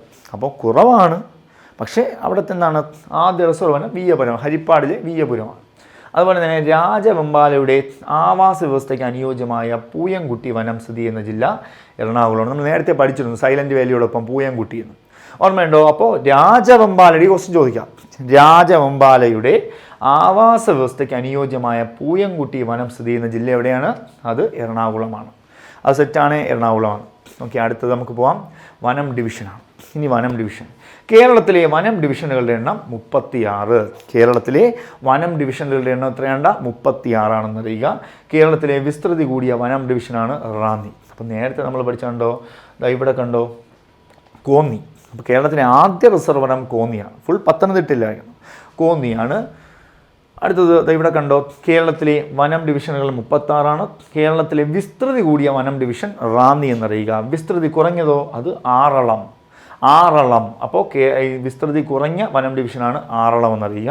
അതുപോലെ കേന്ദ്ര സംസ്ഥാന സർക്കാരുകൾ പങ്കാളിത്തത്തോടെ പ്രവർത്തിക്കുന്ന കേരളത്തിലെ വനവികസനത്തിനായുള്ള പൊതുമേഖലാ സ്ഥാപനമാണ് ഏത്? Kerala forest development corporation, KFDC എന്ന് പറയും. അപ്പോൾ കണ്ടോ, ഇത് ആരൊക്കെയാണ്? കേന്ദ്ര സംസ്ഥാനങ്ങളുടെ ബന്ധമുണ്ടടാ. കേന്ദ്ര സംസ്ഥാന അല്ലെങ്കിൽ കേരള സംസ്ഥാന സർക്കാരുകളുടെ പങ്കാളിത്തത്തോടെയാണ് എന്ത് പ്രവർത്തിക്കുന്നത്? Kerala forest development corporation. അപ്പോൾ അതിൽ നമുക്ക് പ്രധാനമായിട്ട് നോക്കാനുള്ളത് കേരളത്തിൽ വനവത്കരണ പ്രദേശത്ത് ഏറ്റവും കൂടുതൽ കൃഷി ചെയ്യുന്ന വൃക്ഷം. അതിനു മുമ്പ് ഒരു കാര്യം കൂടെ പറയണം. ഈ ഒരു പോയിന്റ് കൂടെ നമുക്കൊന്ന് നോക്കിയിട്ട് വരാം. ഓക്കെ, ഇതാണോ കനോലി പ്ലോട്ട്. നമ്മൾ ഒരുപാട് പ്രാവശ്യം കേട്ടിട്ടുള്ളതാണ് കനോലി പ്ലോട്ട്. നമ്മൾ ഒരുപാട് സിനിമകളുടെ ഷൂട്ടിങ്ങും പാട്ട് സീനുകളൊക്കെ ഷൂട്ട് ചെയ്തൊരു സ്ഥലമാണ് ഈ കനോലി പ്ലോട്ട് എന്ന് പറയുന്നത്. കണ്ടോ, കനോലി പ്ലോട്ട് എന്തുമായി ബന്ധപ്പെട്ടതാണെന്ന് വെച്ചാൽ തേക്കിൻ തോട്ടമാണ്. തേക്കിൻ തോട്ടം. അപ്പോൾ തേക്കിൻ തോട്ടത്തിന് പ്രശസ്തമായ അല്ലെങ്കിൽ സ്ഥലം എന്നത് കനോലി പ്ലോട്ട് എന്നറിയുക. അതുപോലെ തന്നെ ലോകത്തിലെ ഏറ്റവും പഴക്കമേറിയ തേക്കിൻ തോട്ടം സ്ഥിതി ചെയ്യുന്നത് മലപ്പുറം ജില്ലയിലെ നിലമ്പൂർ. അപ്പോൾ ഏറ്റവും പഴക്കം ചെന്നത് നിലമ്പൂരാണെന്നറിയുക. അതുപോലെ നിലമ്പൂർ തേക്കിൻ തോട്ടം ആരംഭിച്ചത് കനോലിയാണ്. അപ്പോൾ നിലമ്പൂർ തേക്കിൻ തോട്ടം ആരംഭിച്ചത് കനോലി. അടുത്ത് നോക്കിയടാ, കേന്ദ്ര ഗവൺമെൻറ് മഹാവൃക്ഷ പുരസ്കാരം ലഭിച്ചത് കന്നിമാര തേക്കിന്. ഇത് ഒരുപാട് പ്രാവശ്യം നമ്മൾ പഠിച്ചിട്ടുള്ളതാണ്. കേന്ദ്ര സർക്കാരിൻ്റെ ഒരു അവാർഡ് കിട്ടിയ തേക്കാണ് കന്നിമാര തേക്ക്. കണ്ടോ, കേന്ദ്ര ഗവൺമെൻറ്റിൻ്റെ മഹാവൃക്ഷ പുരസ്കാരം ലഭിച്ചത് കന്നിമാര തേക്ക് ആണെന്നറിയുക. 94-95 വർഷങ്ങളിലാണ്. അതുപോലെ തന്നെ ഏഷ്യയിലെ ഏറ്റവും വലിയ തേക്കായി കണക്കാക്കപ്പെടുന്നതും കന്നിമാരയാണ്. എവിടെയാണിത്? പറമ്പിക്കുളത്താണ്. പറമ്പിക്കുളം. അപ്പോൾ ഇത്രയും പോയിന്റ് ഒന്നുകൂടെ നമുക്ക് നോക്കാമോ? ഇത്രയും പോയിന്റ് ലാസ്റ്റ് പോയിന്റുകളായി മാറി. ശ്രദ്ധയോടെ ഇരിക്കുക. അപ്പോൾ കനോലി പ്ലോട്ടിനെ കുറിച്ച് പഠിച്ചു, നിലമ്പൂര് പഠിച്ചു, കന്നിമാര തേക്കിനെ കുറിച്ചും പഠിച്ചു നമ്മൾ. ഓക്കെ. അതുപോലെ ജോഗ്രഫിക്കൽ ഇൻഡിക്കേഷൻ, GI ടാഗ് എന്ന് പറയും. GI ടാഗ്, ഭൗമസൂചിക. അപ്പോൾ അല്ലേ, ഭൗമസൂചിക പദവി ലഭിച്ച മരമാണ് നിലമ്പൂർ തേക്ക് 2018. അപ്പോൾ നോക്കടാ, geographical indication tag, GI tag ഒരുപാട് വസ്തുക്കൾ കിട്ടാറുണ്ട്. ഭക്ഷ്യം, വസ്ത്രം, മരങ്ങൾ, വെജിറ്റബിൾസ് തുടങ്ങിയ എല്ലാത്തിനും കിട്ടാറുണ്ട്. അപ്പോൾ അത് കിട്ടിയ കേരളത്തിലെ മരമാണ് നിലമ്പൂർ തേക്ക് എന്നറിയുക. 2018 എന്താണ് GI ടാഗ് ലഭിച്ചതെന്നറിയുക. അതുപോലെ തന്നെ കേരളത്തിൽ വനവത്കരണ പ്രദേശത്ത് ഏറ്റവും കൂടുതൽ കൃഷി ചെയ്യുന്ന വൃക്ഷമാണ് തേക്ക്. തേക്കിൻ്റെ പേര് രണ്ടാമത് യൂക്കാലിപ്റ്റസ്. അപ്പോൾ കേരളത്തിൽ വനവത്കരണ പ്രദേശത്ത് ഏറ്റവും കൂടുതൽ കൃഷി ചെയ്യുന്ന വൃക്ഷം തേക്കും, രണ്ടാമത് യൂക്കാലിപ്റ്റസും. അതുപോലെ തന്നെ കേരളത്തിലെ ഏക ചന്ദന നിർമ്മാണ ഡിവിഷൻ മറയൂർ. നമ്മൾ പഠിച്ചിട്ടില്ലേ, ചന്ദനം എന്ന് കേട്ടാൽ മറയൂരാണ്, തേക്കെന്ന് കേട്ടാൽ നിലമ്പൂരാണ്. ഓരോ സ്ഥലത്തിനും ഓരോ ഇതാണ് അല്ലേ. ചന്ദനം മറയൂരും തേക്ക് നിലമ്പൂരും എന്ന് പഠിച്ച്. അതുപോലെ കമ്മാടം കാവ് സ്ഥിതി ചെയ്യുന്ന ജില്ല കാസർഗോഡ് എന്നറിയുക. ആയിരവല്ലി കാവ് സ്ഥിതി ചെയ്യുന്ന ജില്ല കൊല്ലം എന്നറിയുക. ഈ 3 സ്ഥലവും മരങ്ങളുമായി ബന്ധപ്പെട്ടാണ്. അപ്പോൾ ഇതാണ്ടോ, കരിമല കാവ് സ്ഥിതി ചെയ്യുന്ന ജില്ല കോഴിക്കോട്. 3 മാറല്ലേ, ഒന്നുകൂടെ പറയാം. കമ്മാടം കാവ് സ്ഥിതി ചെയ്യുന്ന ജില്ല കാസർഗോഡ്, ആയിരവല്ലി കാവ് സ്ഥിതി ചെയ്യുന്ന ജില്ല കൊല്ലം, കരിമല കാവ് സ്ഥിതി ചെയ്യുന്ന ജില്ല കോഴിക്കോട്. ഇത് 3 അറിയിക്കട്ടെ. അടുത്ത് 2-3 പ്രധാനപ്പെട്ട കൺഫ്യൂഷൻ ആകുന്ന ഒരു ടോപ്പിക്കാണ് പഠിക്കുന്നത്. ഓരോന്നിൻ്റെ ആസ്ഥാനങ്ങളാണ് പഠിക്കുന്നത്. ആസ്ഥാനം നോക്കിയടാ, കേരള ഫോറസ്റ്റ് ഡെവലപ്മെൻറ്റ് കോർപ്പറേഷൻ സ്ഥിതി ചെയ്യുന്നത് കോട്ടയമാണ് കേട്ടോ. ചിലർ തിരുവനന്തപുരം എന്ന് എഴുതാൻ സാധ്യതയുണ്ട്. തിരുവനന്തപുരം എന്ന് എഴുതാൻ സാധ്യതയുണ്ട്. എന്താണെന്ന് നമുക്ക് നോക്കാം. അപ്പോൾ കേരള ഫോറസ്റ്റ് ഡെവലപ്മെൻറ്റ് കോർപ്പറേഷൻ സ്ഥിതി ചെയ്യുന്നത് Kottayam. Kerala forest development corporation സ്ഥിതി ചെയ്യുന്നത് എവിടെയാണ്? കോട്ടയം എന്നറിയുക. അതുപോലെ തന്നെ കേരള ഫോറസ്റ്റ് റിസർച്ച് ഇൻസ്റ്റിറ്റ്യൂട്ട് സ്ഥിതി ചെയ്യുന്നത് പീച്ചി. എവിടെയാണ്? തൃശ്ശൂർ. അപ്പോൾ ഡെവലപ്മെൻറ്റ് ചോദിച്ചാൽ കോട്ടയം, റിസർച്ച് ഇൻസ്റ്റിറ്റ്യൂട്ട് സ്ഥിതി ചെയ്യുന്നത് പീച്ചി, തൃശ്ശൂർ. 2 മാറല്ലേ, അത് കോട്ടയം, ഇത് തൃശ്ശൂരാണ്. അടുത്ത് നോക്കടാതെ, ഇതാണ് നമ്മുടെ ക്വസ്റ്റ്യൻ. കേരള ഫോറസ്റ്റ് ഡിപ്പാർട്ട്മെൻറ്റ് സ്ഥിതി ചെയ്യുന്നത് വഴുതക്കാട്. തെറ്റിക്കരുത്. വഴുതക്കാട് സ്ഥിതി ചെയ്യുന്നത് കേരള ഫോറസ്റ്റ് ഡിപ്പാർട്ട്മെൻറ്റാണ്, ഡെവലപ്മെൻറ്റ് കോർപ്പറേഷൻ അല്ല. അപ്പം 3 ക്വസ്റ്റ്യനായി. തൃശ്ശൂർ 1, വഴുതക്കാട് 1, പിന്നെ ഡെവലപ്മെൻറ്റ് കോർപ്പറേഷൻ എന്നാൽ കോട്ടയം 1. അതുപോലെ കേരളത്തിലെ ആദ്യത്തെ ഫോറസ്റ്റ് ട്രെയിനിങ് ഇൻസ്റ്റിറ്റ്യൂട്ട് അത് വാളയാറാണെന്നറിയുക. വാളയാർ. രണ്ടാമത്തത് അരിപ്പ. ഏറ്റവും ലാസ്റ്റ് ക്വസ്റ്റ്യൻ നമ്മളിന്ന് പഠിക്കുന്നു. കണ്ടൽ കാടുകൾക്ക് വേണ്ടിയുള്ള കേരളത്തിലെ ആദ്യ മ്യൂസിയം നിലവിൽ വന്നത് കൊയിലാണ്ടി. അപ്പോൾ കണ്ടൽ കാടുകൾക്ക് വേണ്ടിയുള്ള കേരളത്തിലെ ആദ്യ മ്യൂസിയം സ്ഥിതി ചെയ്യുന്നത് എവിടെയാണ്? കൊയിലാണ്ടിയാണ്. അത് കോഴിക്കോടാണെന്നറിയുക. അപ്പോൾ ഒന്നുകൂടെ നോക്കടാ, കേരളത്തിലെ ഏക ചന്ദന നിർമ്മാണ ഡിവിഷൻ മറയൂർ. പറയണം. കമ്മാടംകാവ്, ആയിരവല്ലിക്കാവ്, കരിമലക്കാവ് ഇതൊക്കെ സ്ഥിതി ചെയ്യുന്നത് കാസർഗോഡ്, കൊല്ലം, കോഴിക്കോട്. ഇത് 3 മാറല്ലേ. അതുപോലെ തന്നെ കേരളത്തിലെ ഫോറസ്റ്റ് ഡെവലപ്മെൻറ്റ് കോർപ്പറേഷൻ എവിടെയാണ്? കോട്ടയവും. Kerala forest research institute Peechi, തൃശ്ശൂരുമാണ്. കേരള ഫോറസ്റ്റ് ഡിപ്പാർട്ട്മെൻറ്റ് സ്ഥിതി ചെയ്യുന്നത് എവിടെയെന്ന് ചോദിച്ചാൽ വഴുതക്കാടുമാണ്. കേരളത്തിലെ ആദ്യത്തെ ഫോറസ്റ്റ് ട്രെയിനിങ് ഇൻസ്റ്റിറ്റ്യൂട്ട് സ്ഥിതി ചെയ്യുന്നത് വാളയാറുമാണ്. അതുപോലെ തന്നെ രണ്ടാമത്തെ അരിപ്പയുമാണ്. ലാസ്റ്റ് പോയിന്റ്, കണ്ടൽ കാടുകൾക്ക് വേണ്ടിയുള്ള കേരളത്തിലെ ആദ്യ മ്യൂസിയം നിലവിൽ വന്നത് കൊയിലാണ്ടിയാണ്, കോഴിക്കോട്. ഓക്കെ. അപ്പോൾ ഇത്രയുമാണ് ഇന്നത്തെ നമ്മുടെ ക്ലാസ്. ഒരു ഇൻട്രൊഡക്ഷനാണ് ഞാൻ നിങ്ങൾക്ക് തന്നത്. ഇനി വരാനുണ്ട് ഒരുപാട് കാര്യങ്ങൾ വരാനുണ്ട്. ഈ ക്ലാസ് നിങ്ങൾക്കൊരു ജസ്റ്റ് ഒരു ഐഡിയ മാത്രമേ തന്നിട്ടുള്ളൂ. ഇനി ഒരുപാട് കാര്യങ്ങളുണ്ട്. നമ്മുടെ കൂടെ നിന്ന് പഠിച്ച് നിങ്ങൾ കവറാക്കും. ഫുൾ പോർഷനും വളരെ പെട്ടെന്ന് കവറാക്കി എക്സാമിന് മുമ്പേ തന്നെ നമ്മൾ സ്പെഷ്യൽ ടോപ്പിക്സ് തീർക്കും. അപ്പോൾ തീർച്ചയായിട്ടും നിങ്ങൾക്ക് എന്ത് ചെയ്യാം? നമുക്ക് ഈ ജോലി വാങ്ങാം. വളരെ കുറച്ച് നിയമനമുണ്ടെങ്കിലും കൂടുതൽ നിയമനമുണ്ടെങ്കിലും നമുക്കതൊന്നും നോക്കണ്ട. ആ ജോലി നമുക്കുള്ളതാണ്. ഓക്കെ അല്ലേ? അപ്പോൾ നമ്മൾ മറ്റുള്ള വിഷയങ്ങൾ പഠിച്ചപ്പോൾ നിങ്ങൾക്കറിയാം. ആ ഒരു വിശ്വാസത്തോടെ മുന്നോട്ട് പോവുകയാണ്. Okay, thank you.